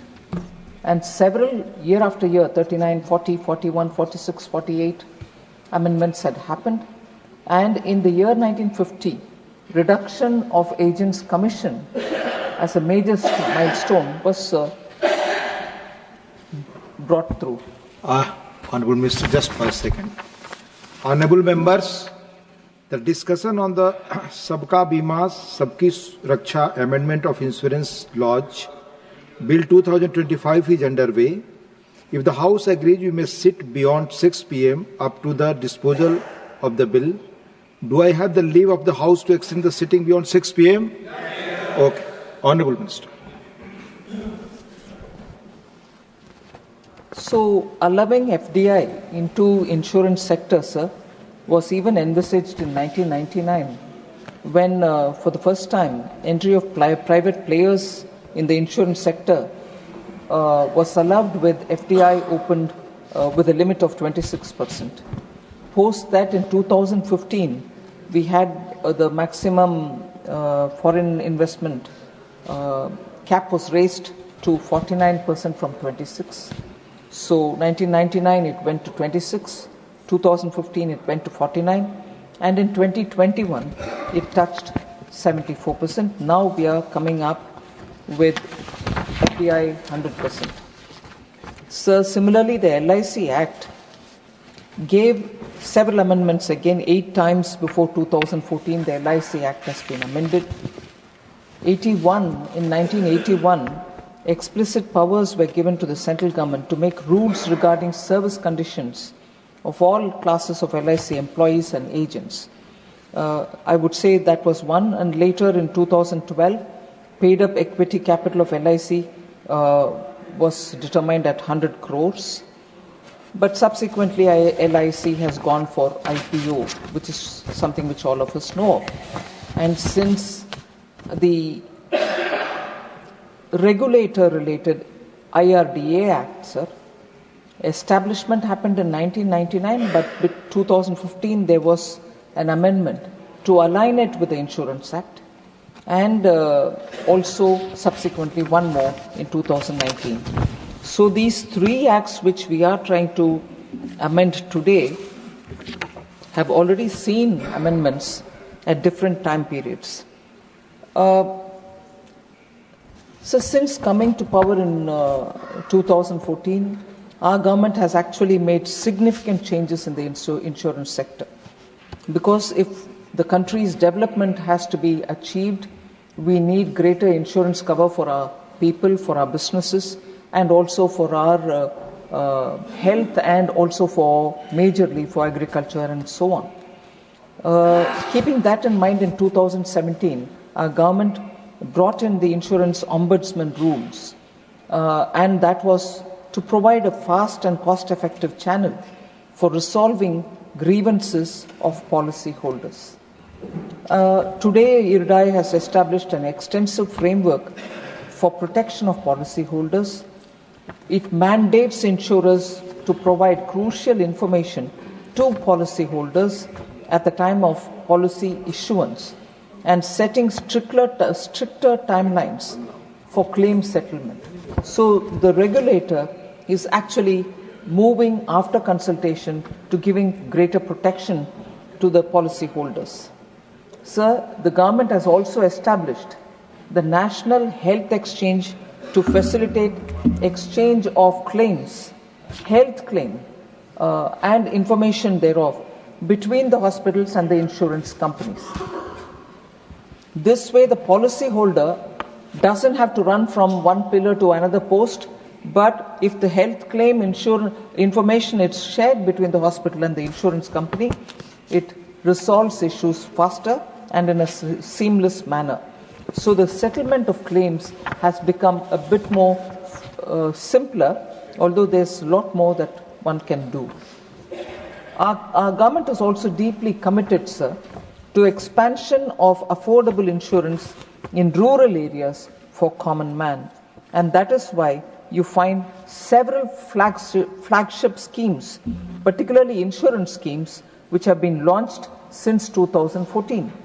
Jeevan Jyoti Yojana, Suraksha Bima Yojana, Jan Arogya Yojana and Krishi Bima Yojana are all in the interest of the common man who requires affordable premium to be covered under these schemes. So together the Jan Suraksha schemes, as I would like to call it, has provided a safety net with total enrollments. The Jeevan Jyoti Bima Yojana, Suraksha Bima Yojana, Jan Arogya Yojana, Krishi Bima Yojana together have enrollments over 81 crore people, all of whom need that cover. Okay, they have all been enrolled. But has there been any settlement related data which proves that the scheme is actually delivering where it matters? So these 81 crore enrollment has seen settled claims to the beneficiaries to the tune of 23,440 crores. So these poor people who have been given the cover with minimum premium taken from them, accident or life, have seen settlement of claims to the extent of 23,440 crores. Also, sir, the IRDAI or the regulator has also mandated launch of standard insurance products, no frills, basic product that is, to ensure affordability to all sections of the society. These are actions already in place. And also through the regulation, the regulator has actually mandated rural and social sector obligations. And this obligation is across the board for all insurers, and they will have to therefore cover specified percentage of people belonging to the rural areas and underprivileged sections also. So these obligations are binding on all insurers and are being rigorously monitored by the regulator.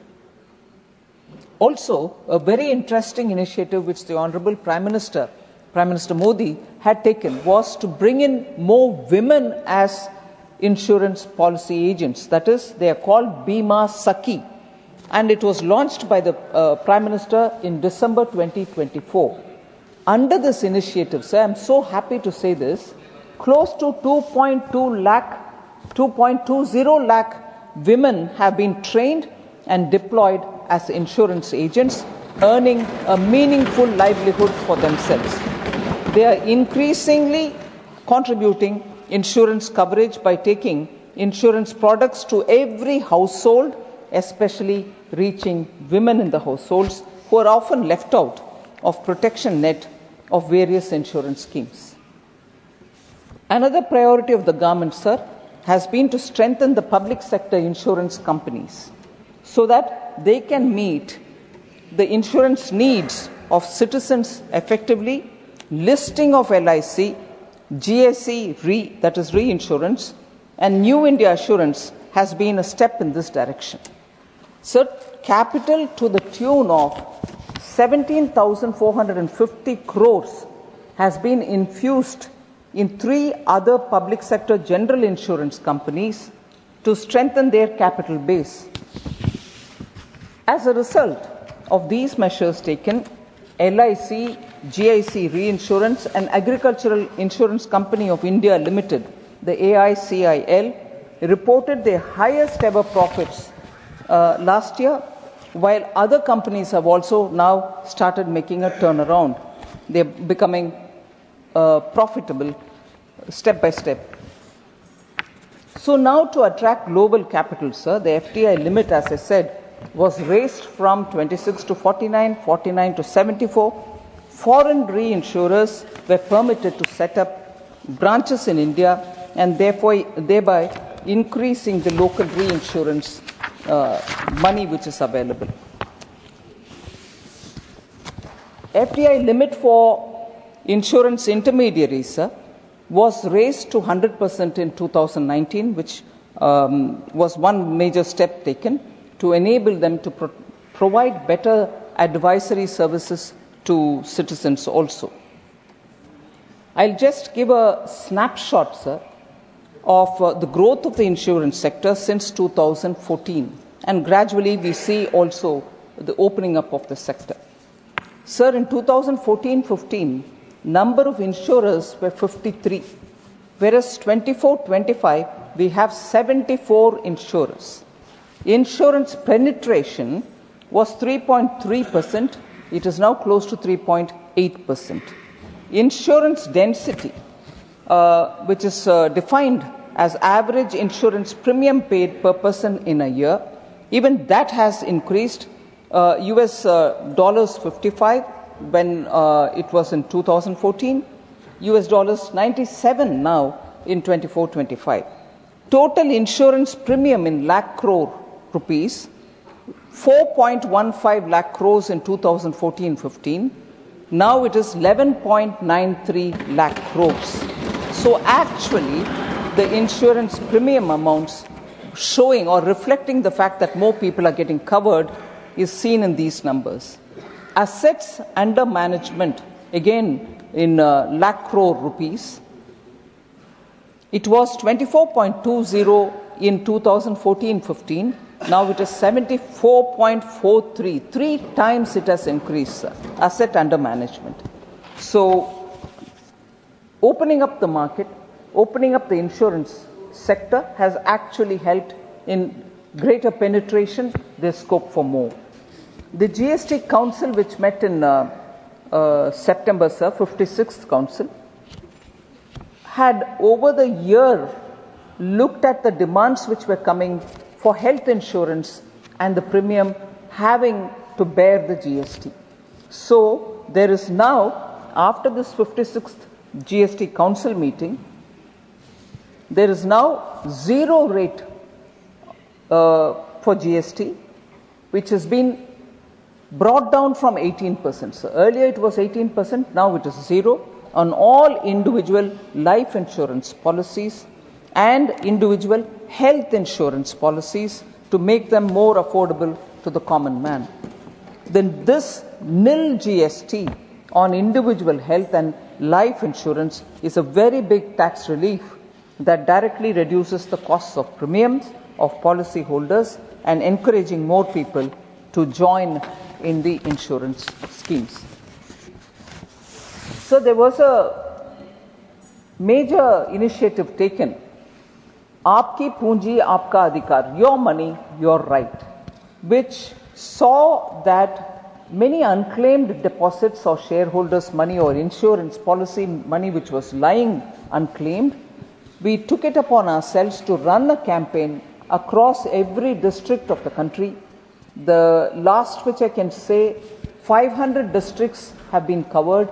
We held camps since October 15th, the camps are being held, and many public representatives and district administrators have participated in this.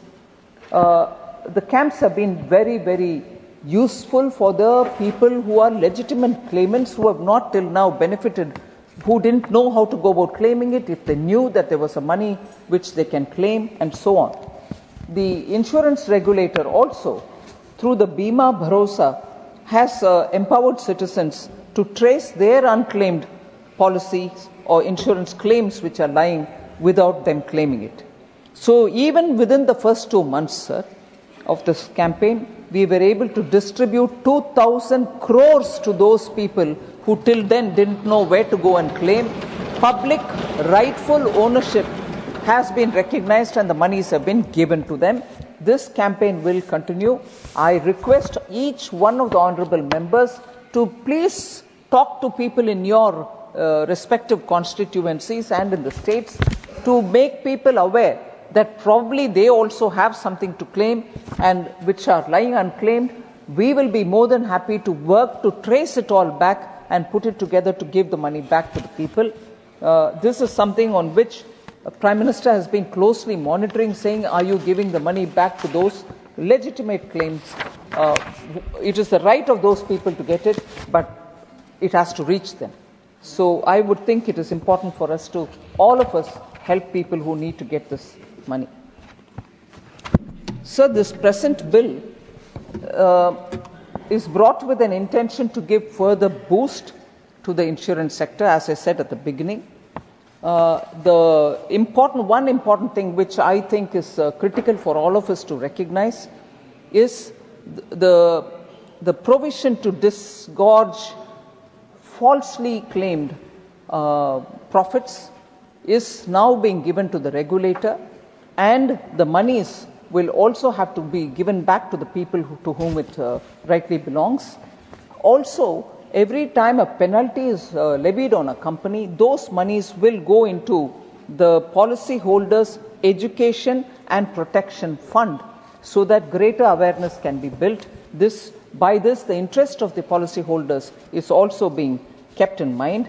The regulatory oversight of the insurance companies' affairs will help in orderly conduct of the business, and therefore this particular empowering, giving greater power to the regulator for these purposes are done with an intent to protect the policyholder. Also, when in this bill we are introducing one-time registration for insurance intermediaries, this would ensure uninterrupted services being provided to the citizens. It will promote ease of doing business for service providers and reduces regulatory delays and administrative compliance burden for intermediaries. So, sir, I'm just highlighting the features which are in this bill, and immediately after that I'll take up specific request for clarification by members or questions that they have asked. I'll come to that in a minute. Sir, our country needs further capital infusion into the insurance sector. So the question then arises, what has happened after increasing it to 26% first, then to 49%, and then to 74%? Haven't they given you the expected result? Yes, they have given. And they are also giving that story which is opening up that there is need for more. And therefore, we have to increase the cap. The proposal in this particular amendment of removing the upper cap on FDI in the insurance sector will be a seriously big enabler in ensuring Sabka Bima, Sabki Raksha. I'll just give you the number of insurance companies which are each under different levels of FDI which they have brought in. So less than 26% FDI are with 10 companies who are operating in India. 26% to 49%, there are 23 companies, insurance companies.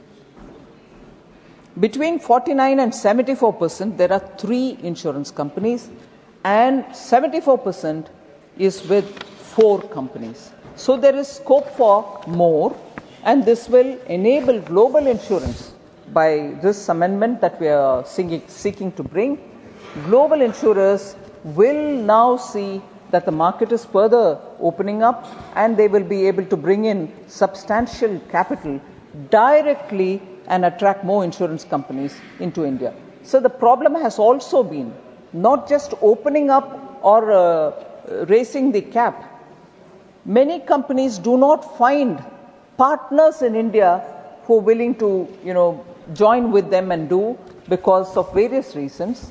So even though there are interest shown, money to come in, technology to come in, better products to be brought into the country, sometimes those don't come because there are not enough joint venture partners which they can search and get into action. So now with this, they will be able to come, abide by Indian laws and set up their own business even if they are unable to get a partner. So what does this do to the policyholder or to customers who want to, consumers who want to go into the insurance market or who want to have them covered, who want their businesses covered? What it does is, sir, greater competition. Naturally, the premiums will have to come down. The classic example we also see, not comparing apples with apples, but solar energy, sir, at one point in time in India used to be per unit 14 rupees 50 paise, 14 rupees 75 paise. Today it's come down to 2. Greater the competition, better the benefit for the policyholder or a new person who wants to take an insurance. The rate of the premiums come down when there is good competition in the market. So these are reasons why we want to have greater FDI participation.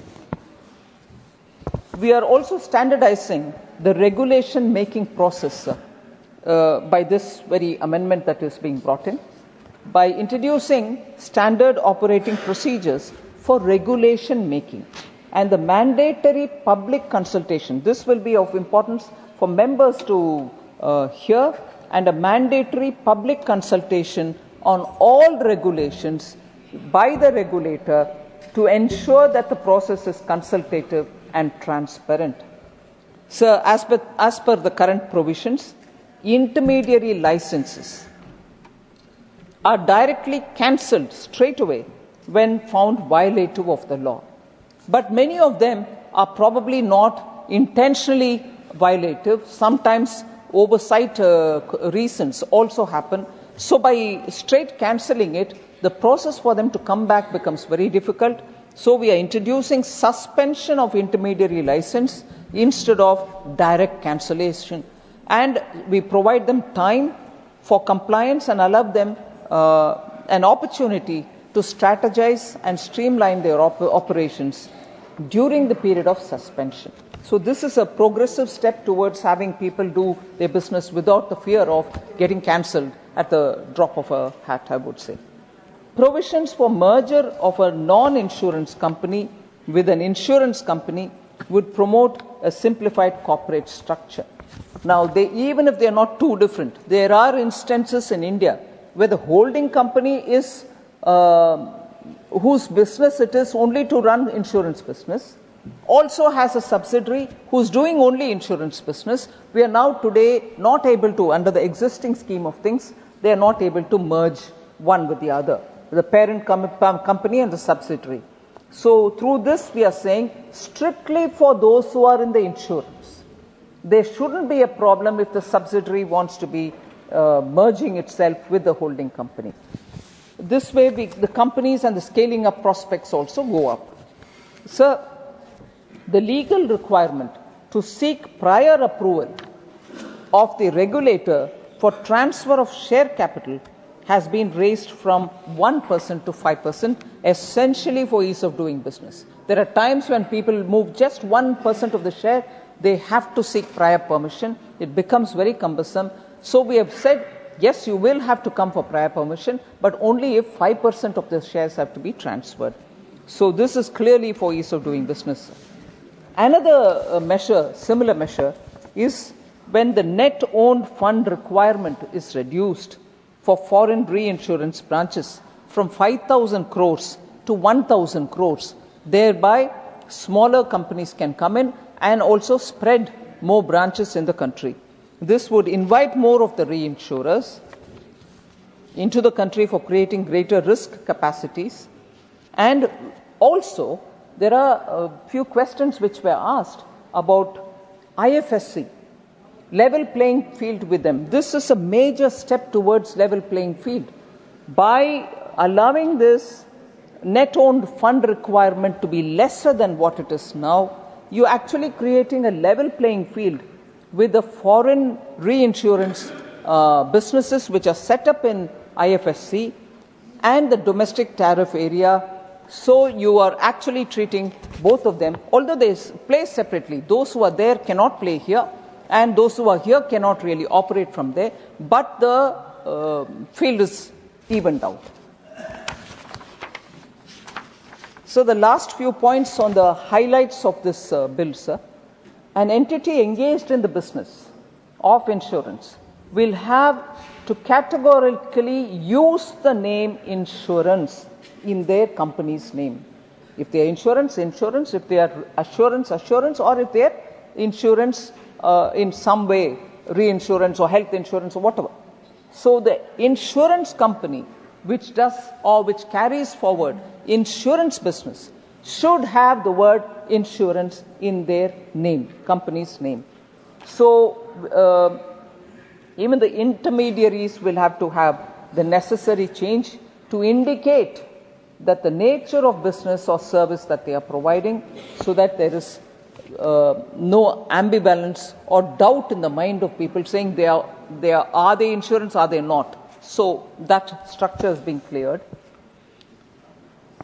We've also very clearly said, sir, and this is very important, periodically the central government, in exceptional circumstances, by notification, apply with modifications or exempt totally the insurance intermediaries operating in special economic zones, including IFSA, from the provisions of Insurance Act. This will only be done in exceptional circumstances and for those who are in the special economic zone, not to be doing business in this country, but in those special economic zone and serve their clients elsewhere. So that is very strictly confined to that. So we are also providing, this is a very important point, sir. There have been voices saying, will LIC be diluted? Will their stature be undermined? We are providing greater autonomy to LIC so that they can open zonal offices wherever they want, because aligning compliance for its foreign offices can be done there according to that land's rule. But here, they don't need to come to the government to seek permission each time. Even a zonal office has to be opened. No, you have the right, you please go ahead. So that way business decisions will be expedited instead of spending time seeking permission. So I've already mentioned about the disgorging of wrongful gains from insurers and intermediaries. Sir, the maximum limit of penalty on insurers for default in complying with or acting in accordance or acting in contravention of Insurance Act, the regulator has proposed that there should be an increase in the penalty amount. It is currently 1 crore, it will be increased to 10 crores.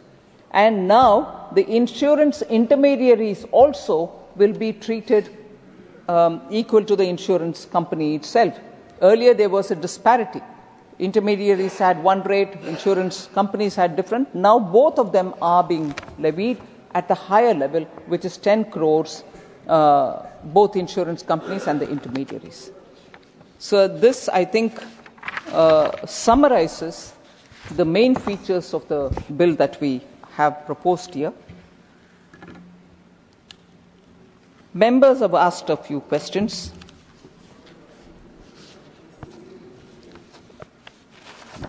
The first speaker, Sir Shakti Singh Gohilji, had asked as to why we are rushing through this bill. We are absolutely not rushing through this bill. Even as of 26th November 2024, we have written to the states and all union territories with a clear invitation to provide comments and also suggestions. And this was a very structured, documented, intergovernmental consultation, not just an afterthought. And overall consultation, even with the public, the general stakeholders, insurers, regulators, industry bodies, general public, have all been happening almost now for 2 years. In fact, in our website, we've had 13,000 inputs coming from ordinary people. People who are interested in the insurance sector have all sent their inputs. So there has not been a rush at all. This has gone through the process. And in fact, I would think we should have come in earlier. With this kind of a timeline, I would have personally preferred if we had come a bit earlier rather than now. So then,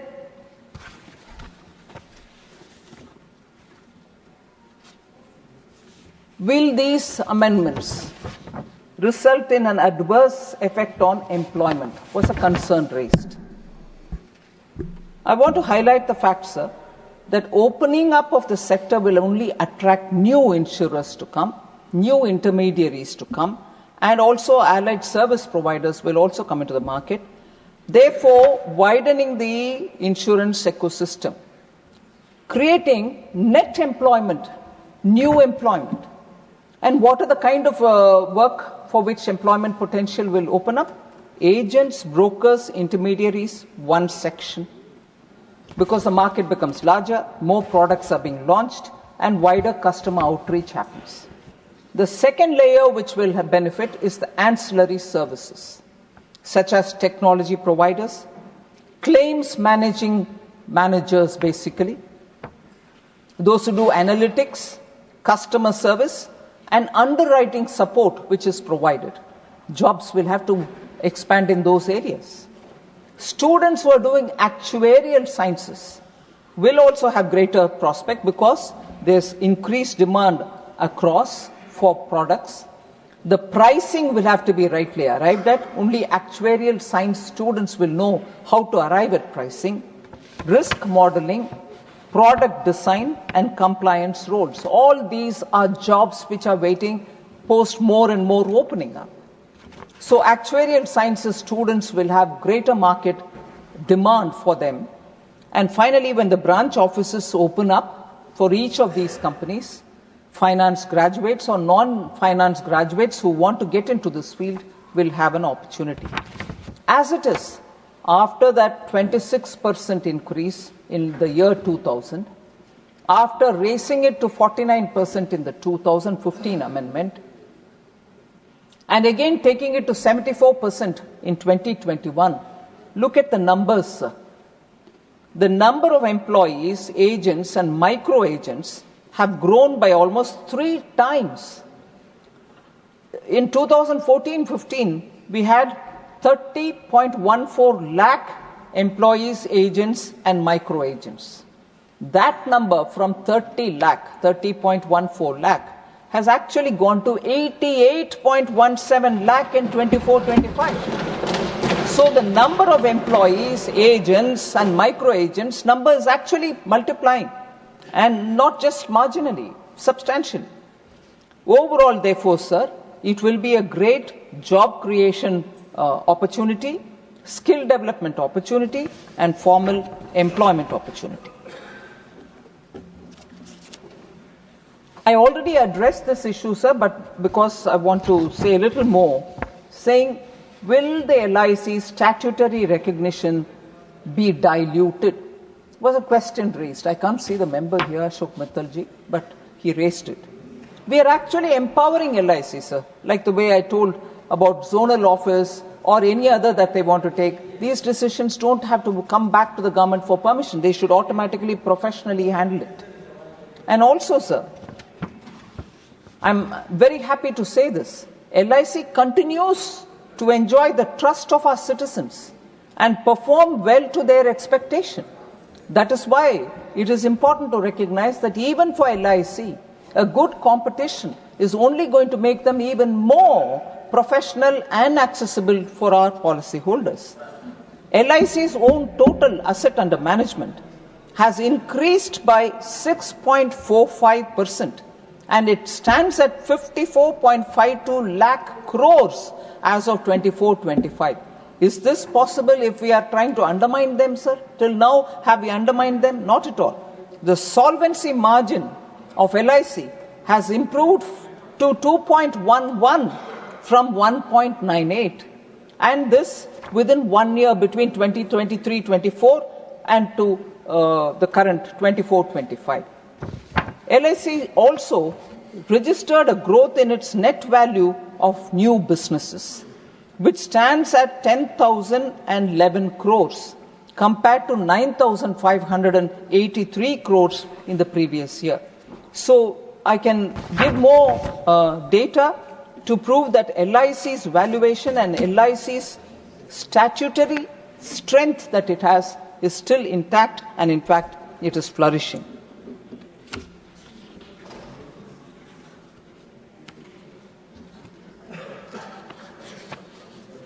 Sir, this question about, oh no, the shareholders' interest is probably not being kept in mind, only capital or only those who are promoting it and their interests are kept in mind is not right at all, sir.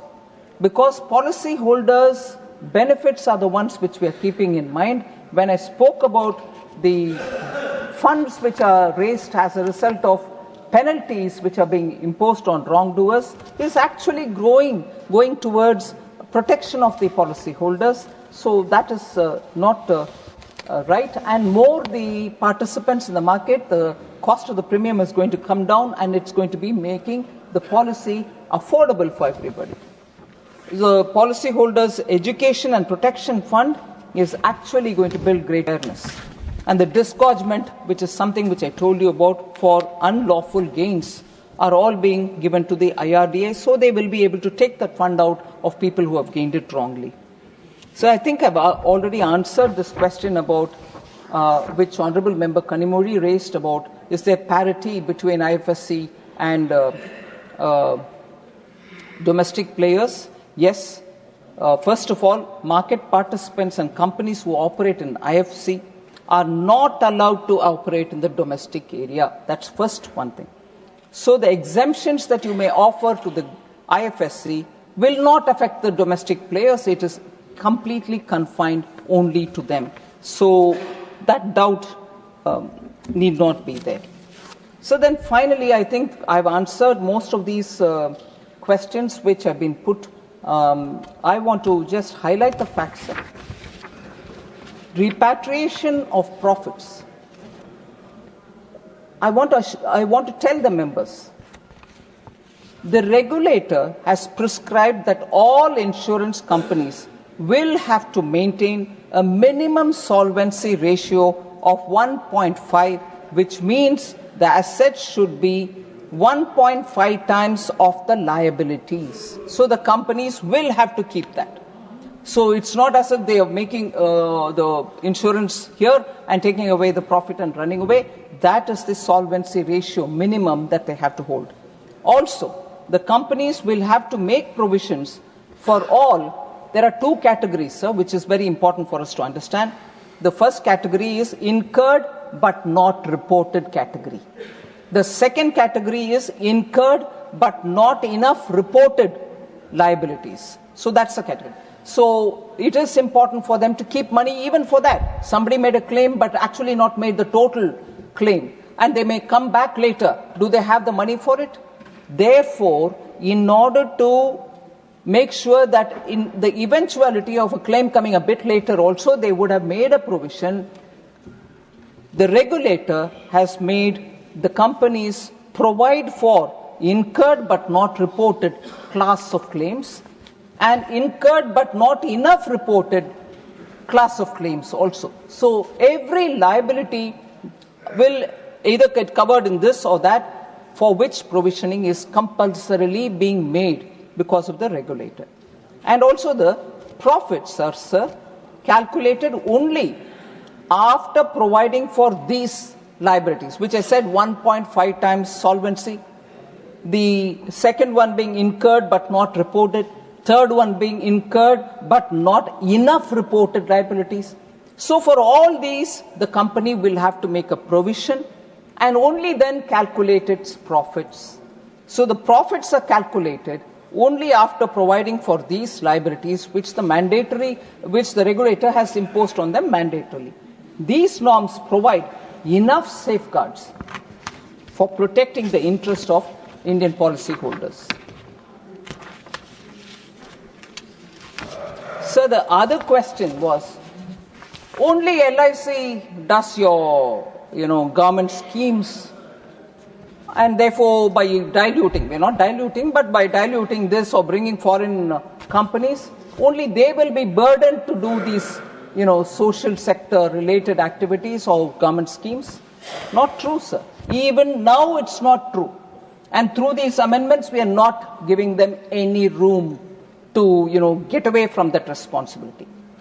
So, with regard to the private sector insurance, insurance companies, they are actively participating in all the Jan Suraksha schemes of the government and also in Fasal Bima Yojana. PM Fasal Bima Yojana is being implemented by 13 private insurers and 5 public sector companies. Even now they are doing it. More than 15 private insurers are participating in Jeevan Jyoti Bima Yojana and Suraksha Bima Yojana. They are private companies already and they are doing the government schemes.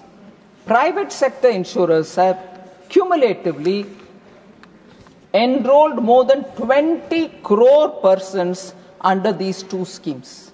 The government Jeevan Jyoti Bima Yojana and Suraksha Bima Yojana, private insurers have brought in 20 crore persons. So by opening it up for foreign direct investments, the mandatory requirement that they have to participate in the government schemes is not going to be relaxed.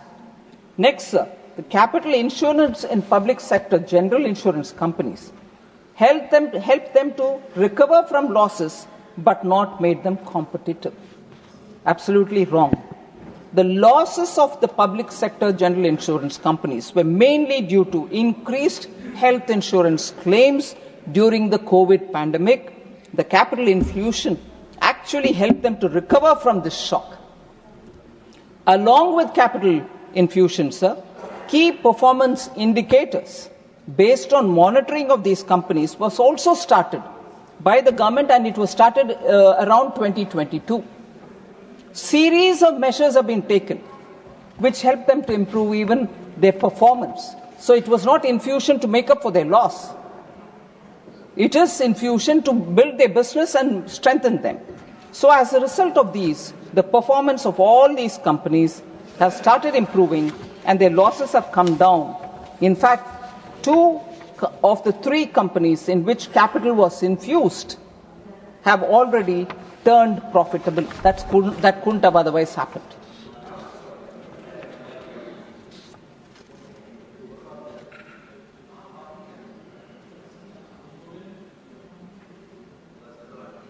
So the jobs of the public sector insurance companies, sir, I've already explained about how profit is being now made by them and the jobs are being intact. There's no accretion at all.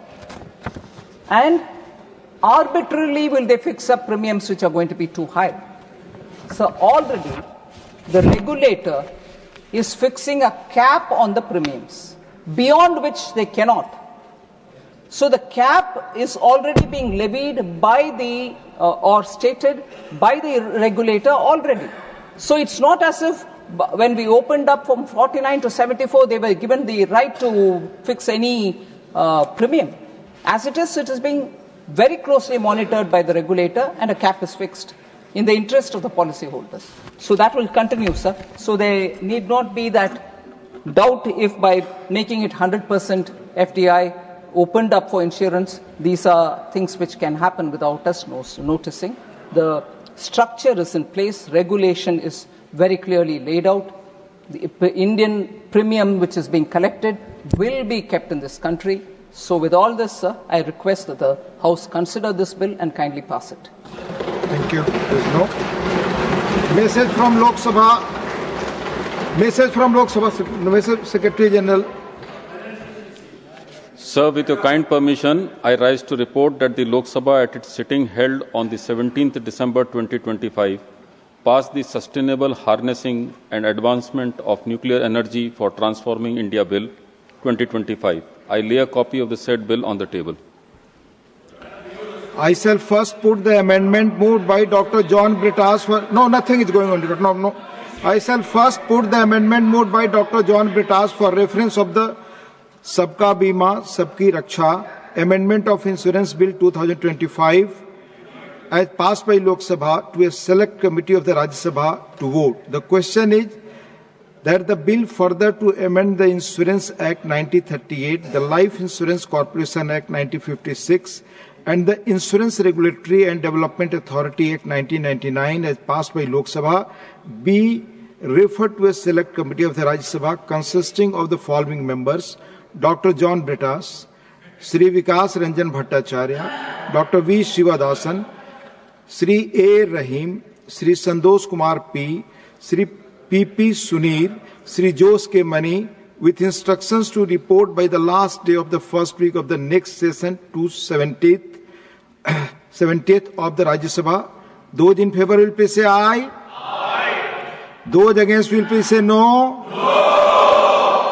I think the noes have beat, the noes have beat, the noes have beat. The amendment is negative. I shall now put the amendment moved by Dr. V. Shivadasan for reference of the Sabka Bima Sabki Raksha Amendment of Insurance Bill 2025 as passed by Lok Sabha to a select committee of the Rajya Sabha to vote. The question is that the bill further to amend the Insurance Act 1938, the Life Insurance Corporation Act 1956, and the Insurance Regulatory and Development Authority Act 1999 as passed by Lok Sabha be referred to a select committee of the Rajya Sabha consisting of the following members: Dr. V. Shivadasan, Sri Vikas Ranjan Bhattacharya, Dr. John Brittas, Sri A. Rahim, Sri Jose K. Mani, Sri Sandosh Kumar P., Sri P.P. Sunir, with instruction to report by the last day of the first week of the next session to 70th of the Rajya Sabha. Those in favor will please say aye. Those against will please say no. I think the noes have beat, the noes have beat, the noes have beat. The amendment is negative. I shall now put the motion moved by Srimati Nirmala Sitharamanji for consideration of the Sabka Bima Sabki Raksha Amendment of Insurance Bill 2025 to vote. The question is that the Sabka Bima Sabki Raksha Amendment of Insurance Laws Bill 2025 as passed by Lok Sabha be taken into consideration. Those in favor will please say aye. Aye. Those against will please say no. I think the ayes have it, the ayes have it, the ayes have it. The motion is adopted. We shall now take up clause by clause consideration of the bill. Clause 2 stands part of the bill. Those in favor will please say aye. Aye. Those against will please say no. I think the ayes have it, the ayes have it, the ayes have it. Clause 2 is adopted. Clause 3 stands part of the bill. There are 4 amendments. Number 1 by Dr. John Brittas. Are you moving the amendment? Sir, I am moving. I have a question to the Finance Minister. No, you are moving or not? I am moving, sir, very much. Yeah. Okay, nothing more than that. Sri Tiruchu Sivaji, are you moving the amendment? I am moving, sir. Okay. Sri Sandosh Kumar PG, are you moving the amendment? Yes, sir, I move. By Sri A. Rahim ji, are you moving the amendment? Sir, I am moving the amendment.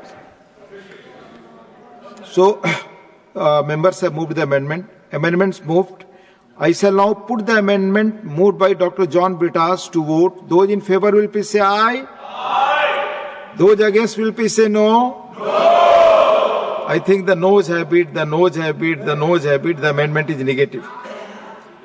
I shall now put the amendment moved by Sri Tiruchu Sivaji to vote. Those in favor will please say aye. Aye. Those against will please say no. No. I think the noes have it.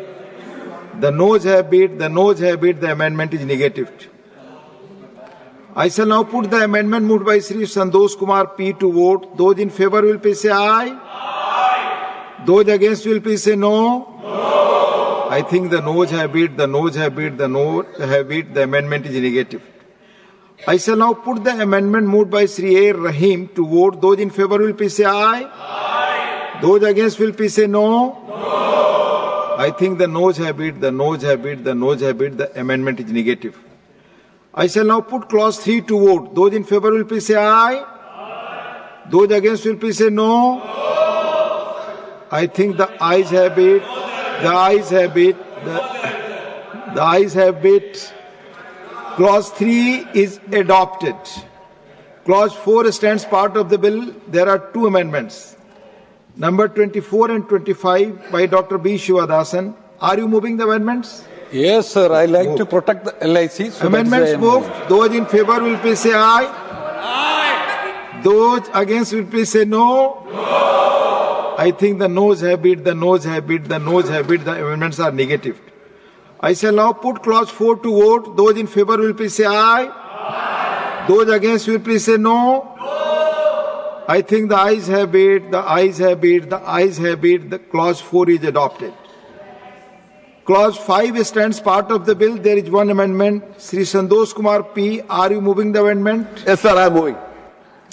Amendment moved. Those in favor will please say aye. Aye. Those against will please say no. No. I think the noes have it, the noes have it, the noes have it. The amendment is negative. I shall now put clause 5 to vote. Those in favor will please say aye. Aye. Those against will please say no. I think the ayes have it, the ayes have it, the ayes have it. Clause 5 is adopted. Clause 6 stands part of the bill. There is one amendment. Sri Santosh Kumar P. Are you moving the amendment? Yes, sir, I do.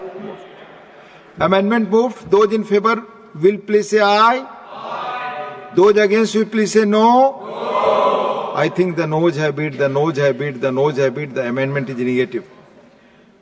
I shall now put clause 6 to vote. Those in favor will please say aye. Those against will please say no. I think the ayes have it, the ayes have it, the ayes have it. Clause 6 is adopted. Clause 7 stands part of the bill. There are 8 amendments. Number 2 and 3 by Dr. John Britas. Are you moving the amendment? Sir, I am moving to protect our insurances. Number 9 to 11 by Sri Trichu Sivaji. Are you moving the amendment? I am moving them. Number 21 by Sri Santosh Kumar PG. Are you moving the amendment? Yes, sir, I am moving. Number 26 by Dr. V. Sivadasan ji. Are you moving the amendment? Yes, sir. Insurance sector should be protected. That is it. Number 28 by Sri A. Rahim. Are you moving the amendment? Sir, I am moving the amendment, sir. So amendments moved. I shall now put the amendments moved by Dr. John Britas to vote. Those in favor will please say aye. Aye. Those against will please say no. I think the noes have it, the noes have it, the noes have it. The amendments are negative. I shall now put the amendments moved by Sri Trichu Sivaji to vote. Those in favor will please say aye. Aye. Those against will please say no. No. I think the noes have it, the noes have it, the noes have it. The amendments are negative. I shall now put the amendment moved by Sri Santosh Kumar P to vote. Those in favor will please say aye. Those against will please say no. No. I think the noes have it, the noes have it, the noes have it. The amendments are negative. I shall now put the amendment moved by Dr. V. Sivadasan to vote. Those in favor will please say aye. Aye. Those against will please say no. No. I think the noes have it, the noes have it, the noes have it. The amendment is negative. I shall now put the amendment moved by Sri A. Rahim to vote. Those in favor will please say aye. Those against will please say no. No. I think the noes have it, the noes have it, the noes have it. The amendment is negative. I shall now put clause 7 to vote. Those in favor will please say aye. Aye. Those against will please say no. No. I think the ayes have it, the ayes have it, the ayes have it. Clause 7 is adopted. Clause 8 stands part of the bill. There is one amendment. Number 22 by Sri Santosh Kumar P. Are you moving the amendment? Sir, could you please read out the amendment? Are you moving it? Yes, sir, I move. So amendment moved. Those in favor will please say aye. Aye. Those against will please say no. No. I think the noes have it, the noes have it, the noes have it. The amendment is negative.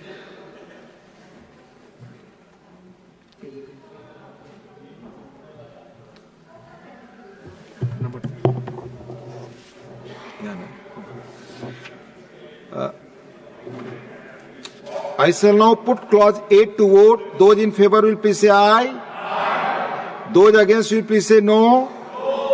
I think the ayes have it, the ayes have it, the ayes have it. Clause 8 is adopted.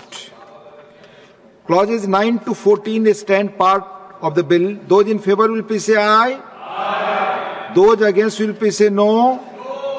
I think the ayes have it, the ayes have it, the ayes have it. Clause 9 to 14 are adopted. Clause 15 stand part of the bill. There is one amendment. Number 29 by C.A. Rahim. Are you moving the amendment? Sure, sir, I move them. So amendment moved. Those in favor will please say aye.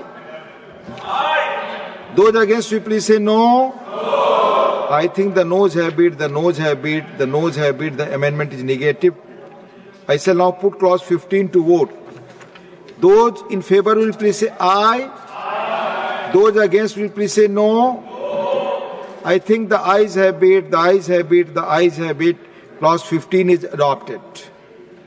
Clause 16 to 19 stand part of the bill. Those in favor will please say aye. Aye. Those against will please say no. I think the ayes have it, the ayes have it, the ayes have it. Clauses 16 to 19 are adopted. Clause 20 stands part of the bill. There are 3 amendments. Number 12 to 14 by Sri Trichu Sivaji. Are you moving the amendments? I am moving, sir. Move. Amendments moved. Those in favor will please say aye. Aye. Those against will please say no. No. I think the noes have it, the noes have it, the noes have it. The amendments are negative. I shall now put clause 20 to vote. Those in favor will please say aye. Aye. Those against will please say no. I think the ayes have it, the ayes have it, the ayes have it. Clause 20 is adopted.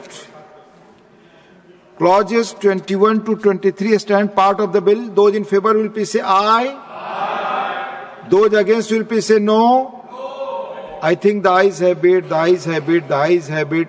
Clauses 21 to 23 are adopted. Clause 24 stands part of the bill. There is one amendment. Number 15 by Sri Trichu Sivaji. Are you moving the amendment? Sir, of course, I am moving. Not. I am moving the amendment. Moving the amendment. Amendment moved. Those in favor will please say aye. Aye. Those against will please say no. No. I think the noes have it, the noes have it, the noes have it. The amendment is negated. I shall now put clause 24 to vote. Those in favor will please say aye. Aye. Those against will please say no. No. I think the ayes have it, the ayes have it, the ayes have it. Clause 24 is adopted. Clauses 25 to 29 stand part of the bill. Those in favor will please say aye. Aye. Those against will please say no. No. I think the ayes have it, the ayes have it, the ayes have it. Clause 25 to 29 are adopted. Clause 30 stands part of the bill. There is one amendment. Number 30 by Sri A. Rahim. Are you moving the amendment? Yes, sir, I am moving the amendment. Amendment moved. Those in favor will please say aye. Those against will please say no. No. I think the noes have it, the noes have it, the noes have it. The amendment is negative. I shall now put clause 30 to vote. Those in favor will please say aye. Aye. Those against will please say no. No. I think the ayes have it, the ayes have it, the ayes have it. Clause 30 is adopted. Clause 31 to 35 stand part of the bill. Those in favor will please say aye. Aye. Those against will please say no. I think the ayes have it, the ayes have it, the ayes have it. Clauses 31 to 35 are adopted. Clause 36 stand part of the bill. There is one amendment. Number 31 by Sri A. Rahim. Are you moving the amendment? Yes, sir, I am moving the amendment. Amendment moved. Those in favor will please say aye. Aye. Those against will please say no. No. I think the noes have it, the noes have it, the noes have it. The amendment is negative. I shall now put clause 36 to vote. Those in favor will please say aye. Aye. Those against will please say no. No. I think the ayes have it, the ayes have it, the ayes have it. Clause 36 is adopted. Clauses 37 to 70 stand part of the bill. Those in favor will please say aye. Aye. Those against will please say no. No. I think the ayes have it, the ayes have it, the ayes have it. Clause 37 to 70 are adopted. Clause 71 stands part of the bill. There are two amendments. Number 4 by Dr. John Britas. Are you moving the amendment? I emphatically move the amendment. Number 16 by Sri Trichu Sivaji. Are you moving the amendment? I have to move the amendments. Amendments moved. I shall now put the amendment moved by Dr. John Brittas to vote. Those in favor will please say aye. Aye. Those against will please say no. I think the noes have it, the noes have it, the noes have it. The amendment is negative.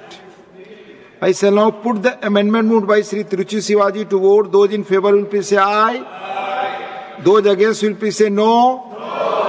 I think the noes have it, the noes have it, the noes have it. The amendment is negative. I shall now put clause 71 to vote. Those in favor will please say aye. Aye. Those against will please say no. I think the ayes have it, the ayes have it, the ayes have it. Clause 71 is adopted. Clause 72 to 90 stand part of the bill. Those in favor will please say aye. Aye. Those against will please say no. I think the ayes have it, the ayes have it, the ayes have it. Clauses 72 to 90 are adopted. Clause 91 stands part of the bill. There are two amendments. Number 5 and 6 by Dr. John Brittas. Are you moving the amendment? Sir, I am moving them. Okay. Amendments moved. Those in favor will please say aye. Aye. Those against will please say no. I think the noes have it, the noes have it, the noes have it. The amendments are negative. I shall now put clause 91 to vote. Those in favor will please say aye. Aye. Those against will please say no. I think the ayes have it, the ayes have it, the ayes have it. Clause 91 is adopted. Clauses 92 to 95 stand part of the bill. Those in favor will please say aye. Aye. Those against will please say no. I think the ayes have it, the ayes have it, the